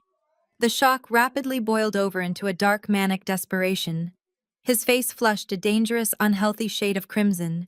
He began to hyperventilate, his breath coming in short, harsh clouds of steam. He slowly straightened his posture, stepping away from his weeping wife. He looked past Beatrice, ignoring his mother completely, and locked his bloodshot eyes entirely on me. His jaw clenched so tightly it looked as though his teeth might shatter under the pressure. You think you have won, Valerie? Richard sneered, his voice vibrating with a psychotic, desperate defiance. You think you are so smart. You think buying this house and manipulating a sick old woman makes you the victor. You forgot one vital detail. I still own the family logistics company. I am the CEO. I control the corporate accounts. I will cut you out of the corporate trust, and you will be nothing. I let out a soft, hollow laugh that cut through the freezing wind like a razor blade. The sound was entirely devoid of amusement. It was the sound of a trap snapping shut after years of patient placement. I looked at my father, watching the desperate, trembling rage vibrating through his tuxedo, and I shook my head in pity. You still think you are the chess master, Richard? I said, my voice steady and unyielding. You still think you are the one pulling the strings. You never bothered to ask what I actually did at my firm. You and Patricia were too busy laughing at your low-level accountant daughter, too wrapped up in Chloe's fake social media milestones, to look at the name on my corporate credentials. I am a forensic wealth manager, Dad. I track debt for a living. I find the money people hide, and more importantly, I find the people who hold the matches when those fortunes burn down. Richard took a sharp, shallow breath, his hand tightening into a fist against his side. What does your job have to do with my company? You have no authority over my corporate trust. Elias Thorne stepped forward, opening a heavy waterproof briefcase he had been shielding from the snow. He did not hand the documents to Richard. Instead, he unclasped a thick leather corporate binder and turned the pages directly toward my father, allowing the flashing blue lights of the police cruisers to illuminate the cold, hard data printed on the sheets.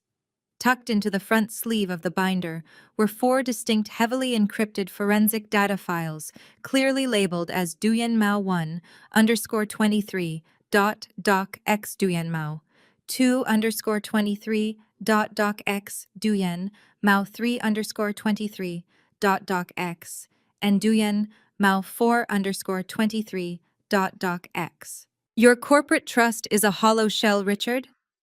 I said, pointing directly to the balance sheets detailed in the file labeled Duyen Mao 1_23.docx. The family logistics company did not survive your arrogance. It went completely bankrupt 18 months ago. You are lying, Richard roared, though his voice lacked its previous volume. His chest was heaving, the freezing air gasping in his throat. The business is booming. We just secured new shipping contracts. You secured nothing but your own destruction, I countered, turning Elias's binder to the documents compiled in Duyen Mao 2_23.docx. You hid the insolvency from the board. You falsified the quarterly earnings to keep up appearances at the country club, to pay for Patricia's custom wardrobe, and to finance Chloe's lavish trip to Paris. When the legitimate banks cut off your lines of credit, you panicked. You did not scale back. You did not liquidate assets. Instead, you did something monumentally stupid. You went to predatory lenders.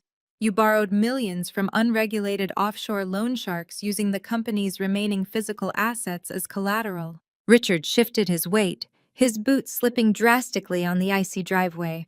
He reached out his hand frantically, grabbing the brick pillar of the porch to keep from falling. His eyes were wide, staring at the forensic breakdown in the file titled Duyen Mao 3_23.docx. Those loan sharks realized you were never going to pay them back. I continued, my voice cutting through the winter storm.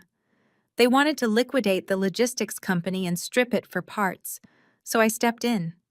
I used a blind proxy firm based in Delaware to quietly purchase your entire corporate debt from those predatory lenders.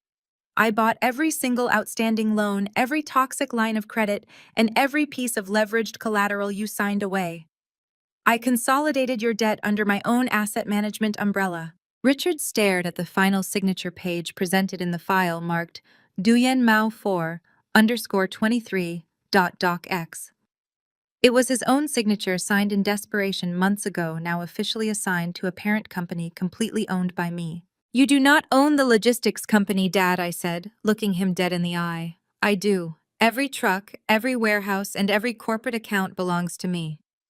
And unfortunately for you, my first executive order as the majority stakeholder was a full independent forensic audit of the corporate trust. I found the falsified invoices, Richard. I found the shell accounts you used to funnel company funds into your personal checking accounts to hide your secondary mortgage defaults. I have the complete, undeniable proof of your financial crimes.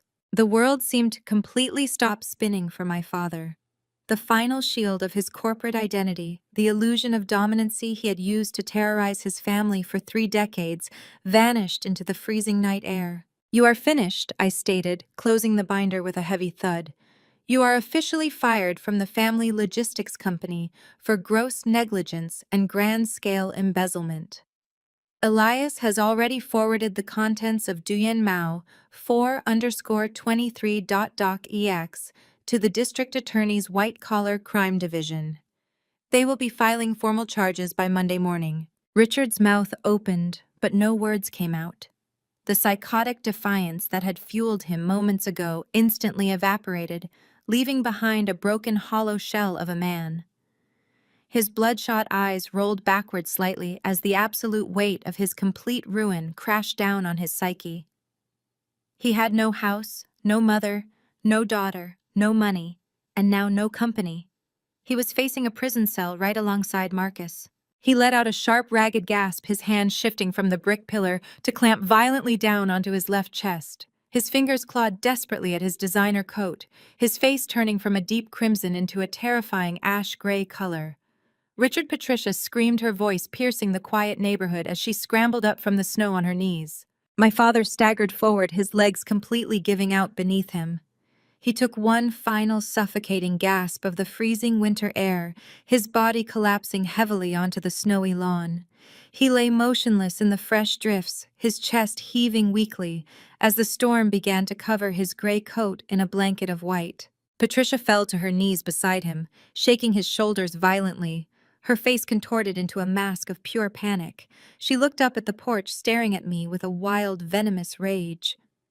"You killed him!" Patricia shrieked, her voice echoing off the reinforced glass door of the mansion. "You malicious, cold-hearted monster, you did this to him. You have killed your own father. Someone call an ambulance. Call an ambulance right now." The paramedics arrived within 7 minutes, their heavy boots crunching loudly on the icy driveway. They loaded Richard onto a stretcher while Patricia wailed theatrically about his imminent demise, clinging to his limp hand as if auditioning for a daytime soap opera. I followed them in my own car. I did not follow out of daughterly devotion or concern. I followed because I needed to witness the absolute, undeniable conclusion of this chaotic circus. The sterile, blinding fluorescent lights of the emergency room provided a harsh, unforgiving contrast to the dark, snowy estate we had just left. We were placed in a small, cramped, curtained bay that smelled strongly of antiseptic and stale coffee. There were no private doctors rushing to greet us. There was no concierge medical service. There was only the rhythmic, steady, and utterly mundane beeping of a standard heart monitor. No alarms triggered, no nurses rushed in with crash carts. After 45 agonizing minutes of Patricia pacing the scuffed linoleum floor and loudly complaining to anyone who would listen about the unacceptable lack of premium service, the attending physician finally pushed back the privacy curtain. He did not look like a man preparing to deliver a grim, life-altering prognosis. He looked exhausted, overworked, and profoundly bored. Dr. Evans glanced at his digital chart, sighed heavily, and looked directly at Richard. My father was currently propped up on 2 thin pillows, clutching his chest with dramatic, exaggerated flair, occasionally letting out a weak groan for effect. "Mr. Williams, your EKG is perfectly normal," the doctor stated, his voice flat and clinical, cutting right through Patricia's dramatic sobbing. "Your troponin levels are absolute 0.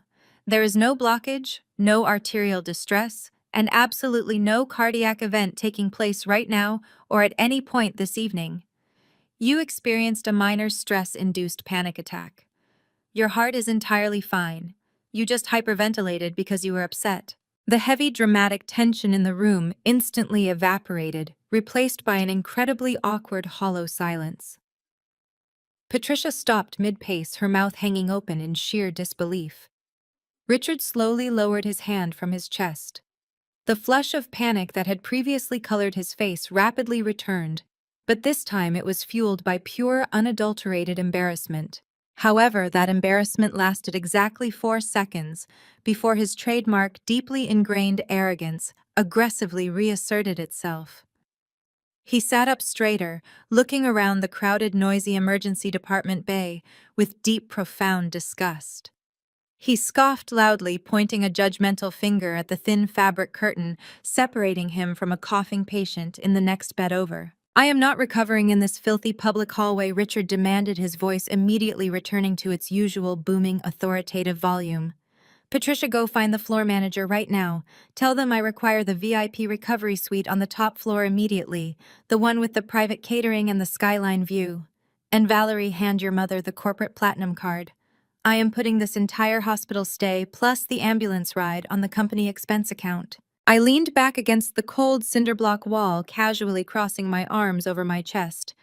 I stared at him, genuinely marveling at his absolute staggering inability to comprehend the reality of his situation. "I do not think you were listening to me out there on the driveway, Dad," I replied, enunciating every single syllable with crystal clear precision.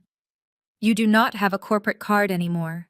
I canceled your physical cards, froze your expense accounts, and completely revoked your access to the corporate banking portal while you were riding in the back of the ambulance. You are unemployed. You are heavily in debt. You are under active federal investigation. I am certainly not paying for a luxury hotel room disguised as a hospital suite just because you had a temper tantrum and forgot how to breathe."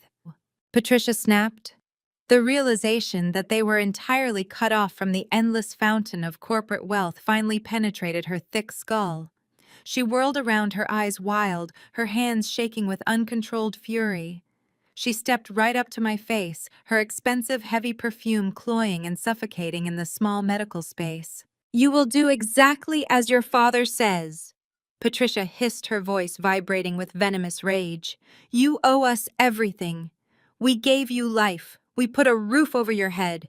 You will pay for his suite right now, or I will make sure you are utterly destroyed in the press. I will tell everyone in our social circle what a heartless, psychotic, unnatural daughter you are." I simply raised an eyebrow, entirely unfazed by her empty threats.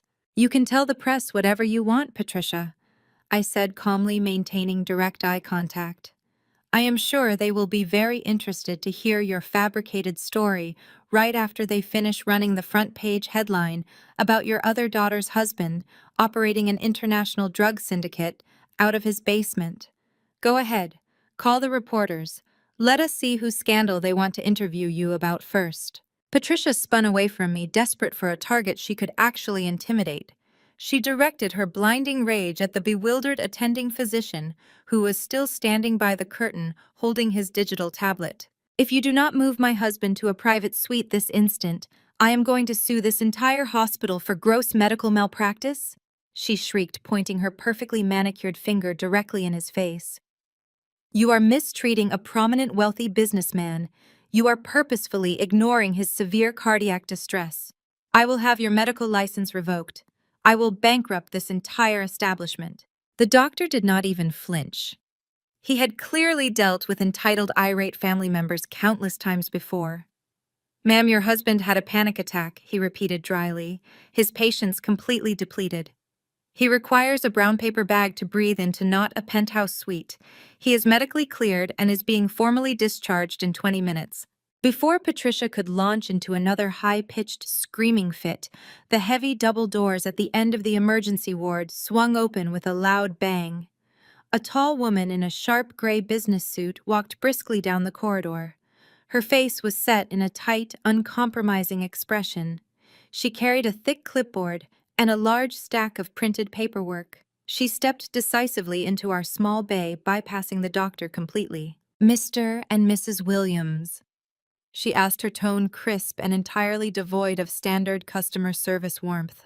"I am the senior financial administrator for this hospital network. We have a massive problem regarding your account." Richard puffed out his chest, attempting to look imposing despite wearing a thin, faded hospital gown. "Finally, some competent management," he scoffed, waving his hand toward the doctor. "Tell this physician to upgrade my room immediately. We have premium top-tier platinum health coverage. Bill my suite directly to the account." The administrator looked down at her clipboard, her expression turning incredibly grim. "No, sir, you do not," she stated, her voice slicing through his entitlement like a surgical scalpel. "Your premium health insurance policy was officially flagged and voided by the federal authorities 2 hours ago." Patricia gasped loudly, clutching her pearls in genuine shock. "Voided? That is impossible. We pay thousands of dollars a month for that policy." "You did not pay the premiums," the administrator corrected, turning the clipboard to face them so they could see the bright red cancellation stamps. "The payments for your entire family's premium healthcare plan were being actively routed through a third-party corporate entity, specifically a shell company owned and operated by your son-in-law, Marcus Vance. Because that shell company has just been seized by the federal government under racketeering and narcotics charges, all assets, accounts, and policies tied to it have been immediately frozen and canceled. You are completely uninsured." She pulled a pen from her breast pocket and handed Richard the thick stack of printed paperwork. "Therefore, you are financially responsible for every single out-of-pocket expense incurred tonight, effective immediately. And we require a valid credit card on file before you can leave this building." I did not stick around to watch Richard and Patricia attempt to negotiate a payment plan for a hospital bed they were about to be violently ejected from. The shrill, panicked sound of my mother demanding to speak to the hospital board of directors faded behind the heavy sliding glass doors of the emergency room. I zipped my dark wool coat against the biting winter wind and walked out into the freezing, dimly lit parking lot. The snow was coming down in thick, blinding sheets, now coating the asphalt in a treacherous layer of solid ice. My breath plumed in the harsh amber security lighting as I approached my vehicle. Leaning against the driver's side door, shivering violently in a completely ruined designer trench coat, was my sister. Chloe looked entirely unrecognizable. The flawless, carefully curated Parisian influencer persona was completely eradicated. Her expensive mascara was smeared down her pale cheeks in dark, ugly streaks. Her custom leather boots were soaked through with freezing gray slush. She had no husband to hide behind, no stolen wealth to fund her insufferable arrogance, and absolutely nowhere to go. Her bank accounts were legally tied to Marcus, which meant the federal government had already frozen every single cent she possessed. "Valerie." She choked out her teeth, chattering so hard the syllables barely formed in the frigid air. "Please, I have been waiting out here in the cold for over an hour. My credit cards are declining at every terminal. My phone battery is dead. I tried to check into the Marriott downtown, and the concierge confiscated my platinum card. That happens when your husband's financial assets are seized under the Racketeer, Influenced and Corrupt Organizations Act." I replied, my voice completely flat and devoid of a single ounce of familial warmth. "I suggest you find a heated bus stop." "You cannot do this to me!" Chloe sobbed, dropping her previous haughty attitude entirely. She reached out her freezing bare fingers, grabbing desperately at the thick sleeve of my coat. "We are sisters, Valerie. We share the same blood. You cannot just leave me out here to freeze in a parking lot. I am terrified. Marcus is locked in a federal holding cell. The kids are gone. I have absolutely nothing left to my name. Just let me stay in the guest house. I will not even come into the main mansion. I will sleep on the floor." I looked down at her shaking hand and slowly, deliberately peeled her fingers off my sleeve one by one. "Sisterhood is an incredibly convenient concept for you to weaponize only when you have hit absolute rock bottom, Chloe," I stated, stepping back. "You did not care about sisterhood when you were mocking my career choices at family dinners. You did not care about sisterhood when you abandoned your children with me to go spend our grandmother's money on European luxury tours. You certainly did not care about sisterhood when you left those innocent kids in a house actively functioning as a narcotics distribution hub." "I did not know," she shrieked, stomping her frozen boots in the accumulating snow. "I swear I did not know what Marcus was doing in that office." "Ignorance is not a valid legal defense in federal court," I countered smoothly. "And it definitely does not earn you a comfortable room in my house. I will literally die out here," she wailed, pitching her voice into a dramatic, hysterical register. "No, you will not," I replied, unlocking my car with a sharp electronic chirp of the key fob. "I am not going to give you a financial handout, Chloe. I do not fund felons or their enabling spouses, but I will offer you a job." Chloe blinked, her tears momentarily freezing on her eyelashes in sheer, unadulterated confusion. A job? Yes, I nodded, pulling the driver's side door open. Since I am now the majority stakeholder and sole owner of the family logistics company, we currently have a few critical vacancies. We need night shift janitorial staff for the main corporate warehouse. The hours are terrible, the work is exhausting, and it pays the state minimum wage. But it is a legitimate taxable paycheck.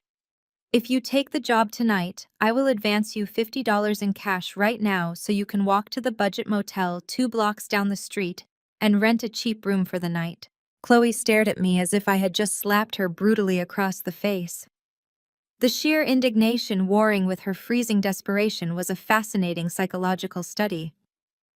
You want me to clean toilets? She gasped, her voice pitching upward in pure disgust. Me? I am an international lifestyle influencer. I wear custom couture. You expect me to mop dirty warehouse floors for minimum wage. I expect you to earn your own survival, I corrected her. The offer expires in 10 seconds. Take the mop or take a walk in the snow. The insult finally overrode her immediate panic. Her eyes narrowed into familiar, toxic, resentful slits.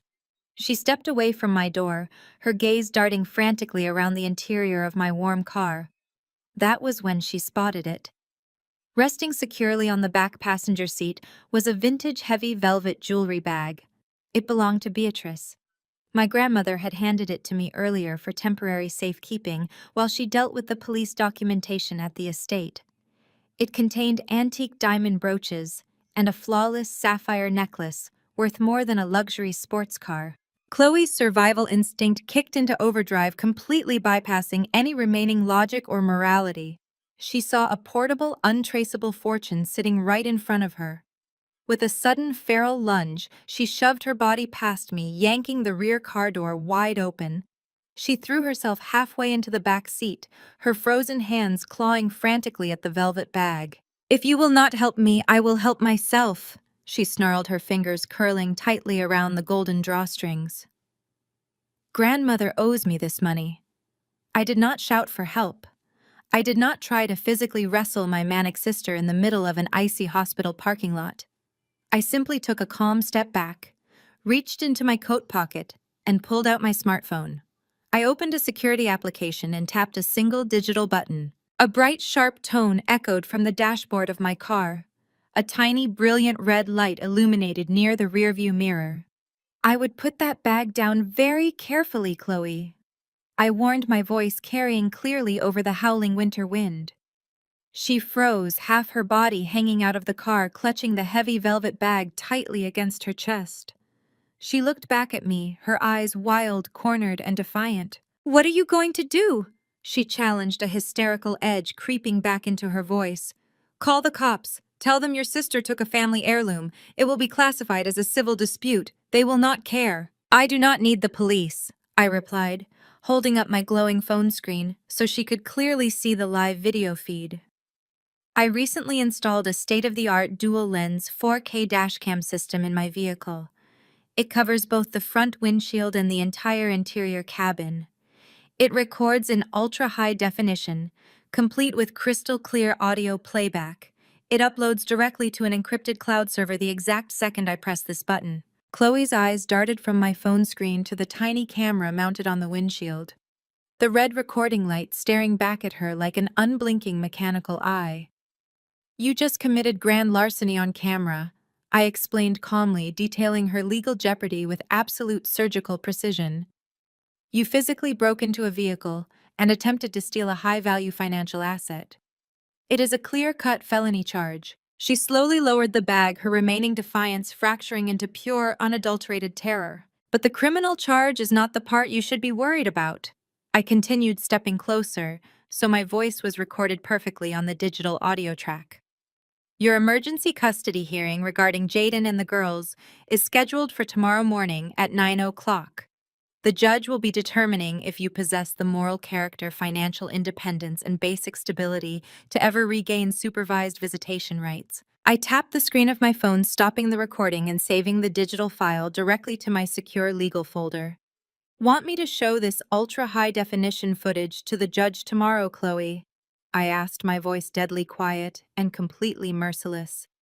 Want me to play the audio of you trying to steal your grandmother's antique jewelry to fund your lavish lifestyle mere hours after your children were placed in protective state care? Chloe dropped the velvet bag onto the leather seat as if it had suddenly caught fire. She scrambled backward out of the car, slipping on the black ice and falling hard onto her hands and knees in the freezing slush. She looked up at me completely defeated, completely broken, and entirely out of options. She realized finally and absolutely that she had been outplayed on every single board. She scrambled to her feet, letting out a wretched guttural sob that tore from her throat. She did not say another word. She turned and ran. She fled into the dark, snowy night, her ruined designer boots slipping and sliding across the frozen asphalt, leaving her family and her stolen entitlement completely behind. The memory of Chloe fleeing into the dark, snowy night, her ruined designer boots slipping and sliding across the frozen asphalt, served as the perfect, pathetic prologue to the absolute finality of the family court hearing exactly 2 weeks later. The heavy, reinforced oak doors of courtroom 4B sealed shut, with a resounding thud instantly cutting off the chaotic noise of the downtown legal district. The air inside the room was sterile, aggressively climate-controlled, and entirely unforgiving.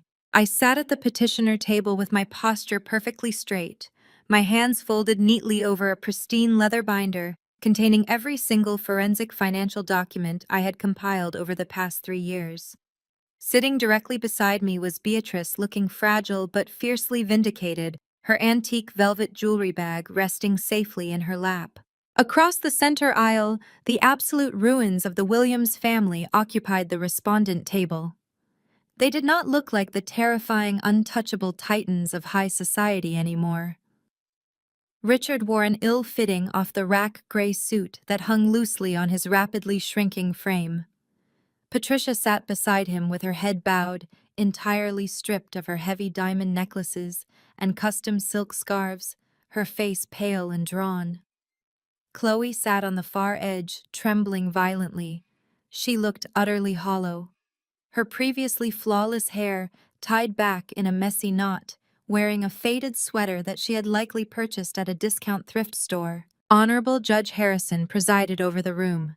She was a stern, brilliant woman with zero tolerance for wealthy entitlement and a legendary reputation for delivering merciless rulings in cases of financial abuse. She adjusted her reading glasses, looking down at the massive stack of evidentiary files I had submitted to the court. Mr. and Mrs. Williams. Judge Harrison began, her voice echoing sharply against the wood-paneled walls. The forensic accounting presented before this court by your daughter is nothing short of a comprehensive, deeply disturbing blueprint of systematic financial abuse.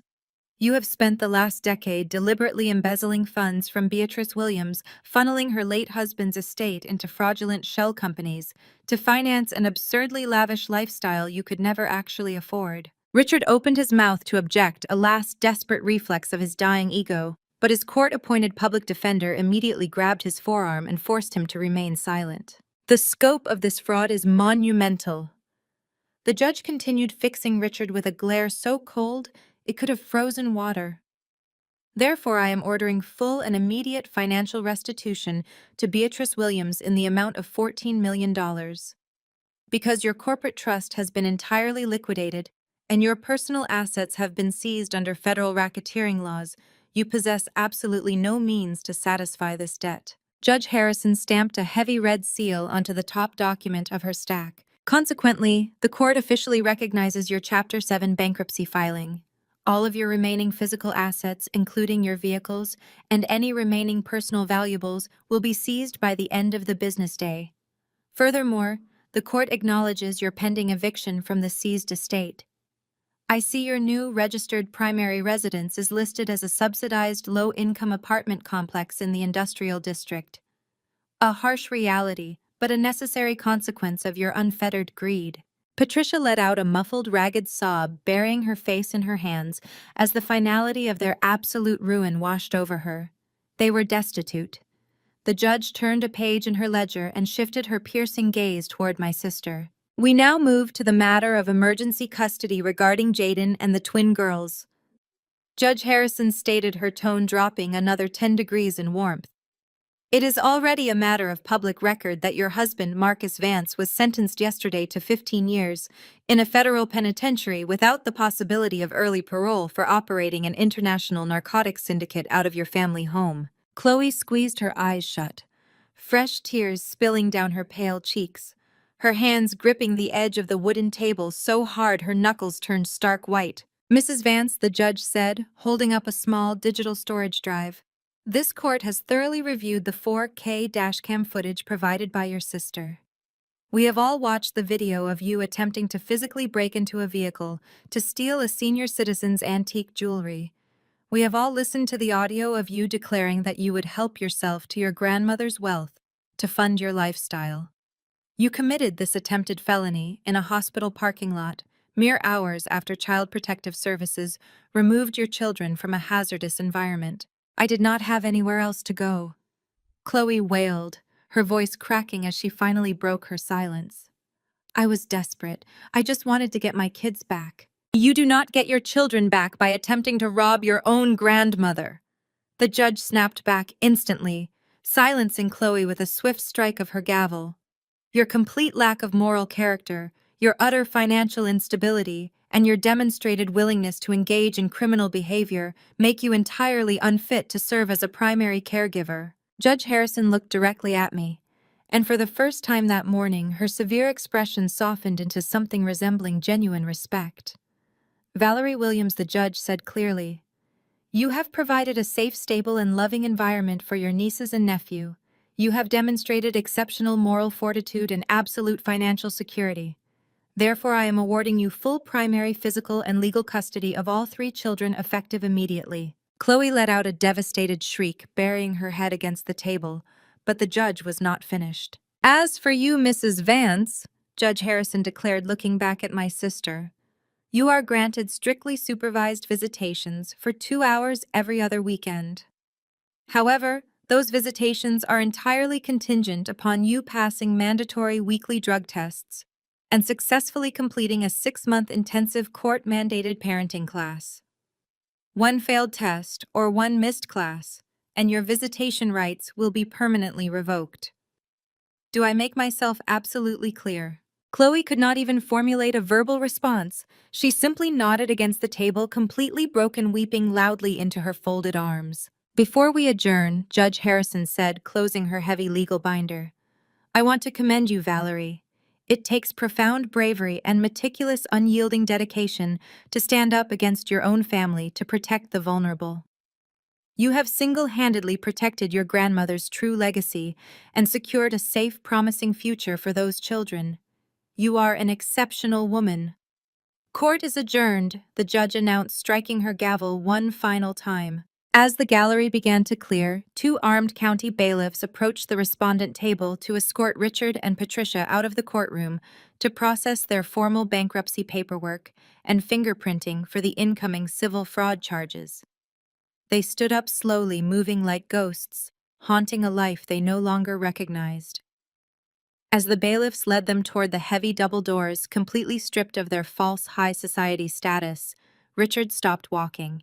He slowly turned his head and looked directly across the aisle at me. The arrogant, untouchable sneer he had worn for 30 decades was completely gone. In his sunken, defeated, bloodshot eyes, I could see the crushing, monumental weight of his realization finally dawning on him. He and Patricia had spent their entire lives worshipping a criminal son-in-law and a vapid, shallow daughter. They had actively, systematically tried to destroy the brilliant, capable daughter who was standing right in front of them. As he stared at me holding the keys to the entire corporate empire he had lost, he realized I was the only person with the intellect and power who could have ever saved them. I did not smile. I did not gloat. I simply maintained his gaze with absolute unbothered indifference until the bailiff placed a heavy hand on his shoulder and guided him out of the room. The heavy oak doors swung shut behind them, erasing Richard, Patricia, and Chloe from the world they had once ruled, leaving me to walk out into the bright, clear morning light and return to the family I had saved. Exactly 12 months later, the Beacon Hill estate smelled like actual cinnamon roasted pine nuts and melting butter. For the first 30 years of my life, Christmas in this mansion had been a strictly choreographed, sterile corporate event. Patricia used to hire a team of professional caterers who served cold, tasteless hors d'oeuvres on silver platters, while a hired photographer followed us around to capture the perfect staged holiday aesthetic for their country club newsletter. There was never any loud music, there was never any ripped wrapping paper left on the immaculate hardwood floors, and there was certainly never any joy. Today the house was gloriously unapologetically chaotic. I stood in the massive kitchen wearing a flour-dusted apron over comfortable sweatpants, pulling a massive, perfectly browned ribeye roast out of the double oven. The rich, savory aroma filled the entire ground floor completely, replacing the sharp scent of the chemical disinfectants Patricia used to insist upon. I set the heavy roasting pan down on the granite island and wiped my forehead with the back of my wrist, letting out a deep, contented sigh. From the adjacent living room, a chorus of genuine, unrestrained laughter echoed off the high ceilings.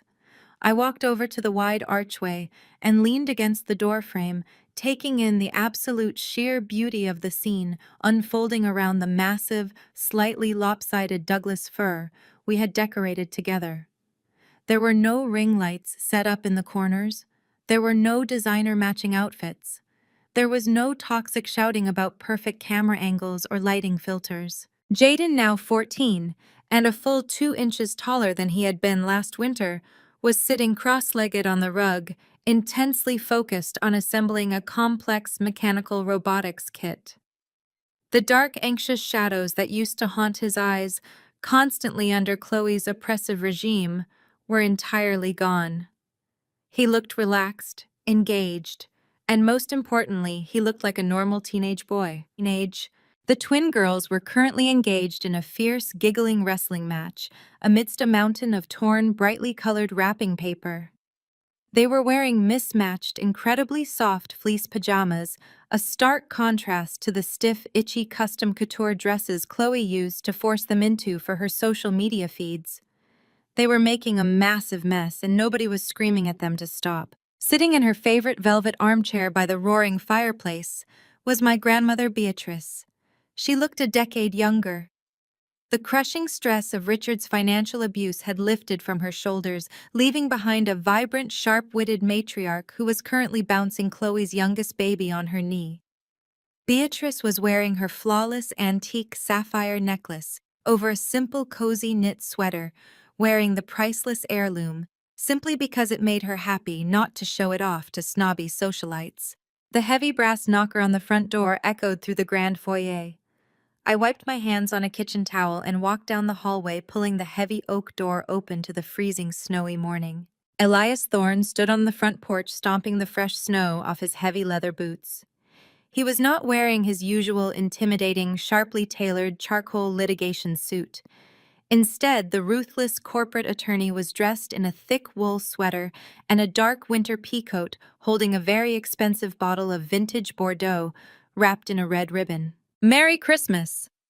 Valerie Elias said, his sharp features softening into a rare, genuine smile as he stepped into the warm foyer. "I hope I am not interrupting the family chaos." "You are exactly on time," I replied, taking his coat and hanging it in the closet.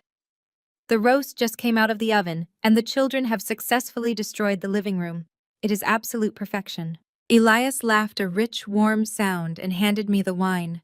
We walked back toward the kitchen together, operating with the easy, comfortable rhythm of two professionals who had fought a massive war side by side and emerged completely victorious.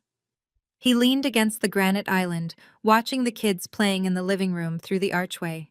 "The Q4 logistics reports came in last night," Elias mentioned, casually accepting the crystal glass of wine I poured for him. "You increased the profit margins by 42% compared to Richard's best year. The corporate trust is fully solvent. Beatrice's accounts are generating massive returns, and the board of directors wants to give you a standing ovation." I took a slow sip of my own wine, looking past Elias to watch Jaden successfully activate his new robot, prompting a cheer of delight from the twins. "Keep the standing ovation," I said smoothly. I have everything I need right here. Elias clinked his glass gently against mine. You played a brilliant game, Valerie. I looked at my new chosen family. I looked at the bright, secure future stretching out in front of these 4 children who had been saved from a life of narcissistic exploitation and criminal neglect. I thought about Richard and Patricia, currently sitting in a cramped, subsidized concrete apartment, entirely stripped of the unearned wealth they had weaponized to terrorize me for 30 years.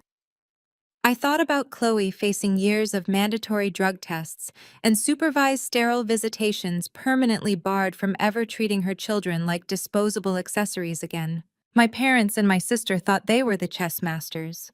They thought they could use my diligence, my quiet nature, and my loyalty as a dumping ground for their catastrophic failures. They thought they could hand me a bankrupt company, a mountain of toxic debt, and 4 traumatized children to completely crush my spirit and enslave me to their mess. They did not realize they were handing a master forensic wealth manager the keys to the entire kingdom. They tried to dump a suffocating burden onto my shoulders to ruin my life. Instead, their staggering arrogance handed me the absolute greatest gift I could have ever asked for. They gave me a ready-made, beautiful family to love. They gave me absolute, untouchable financial freedom. They gave me the ultimate, sweetest revenge of a life incredibly well lived. I smiled, taking another sip of the dark, rich wine, letting the warmth of the roaring fire and the sound of my children's laughter wash over me. If your family only sees you as a convenience stop playing their game, change the locks, audit the accounts, and build your own empire. The most powerful lesson from this journey is that family is defined by the consistent choice to show up rather than by biology or legal documents. After surviving the trauma of sudden abandonment at an airport terminal, the narrator learned that a toxic parent's limitations do not define a child's destiny.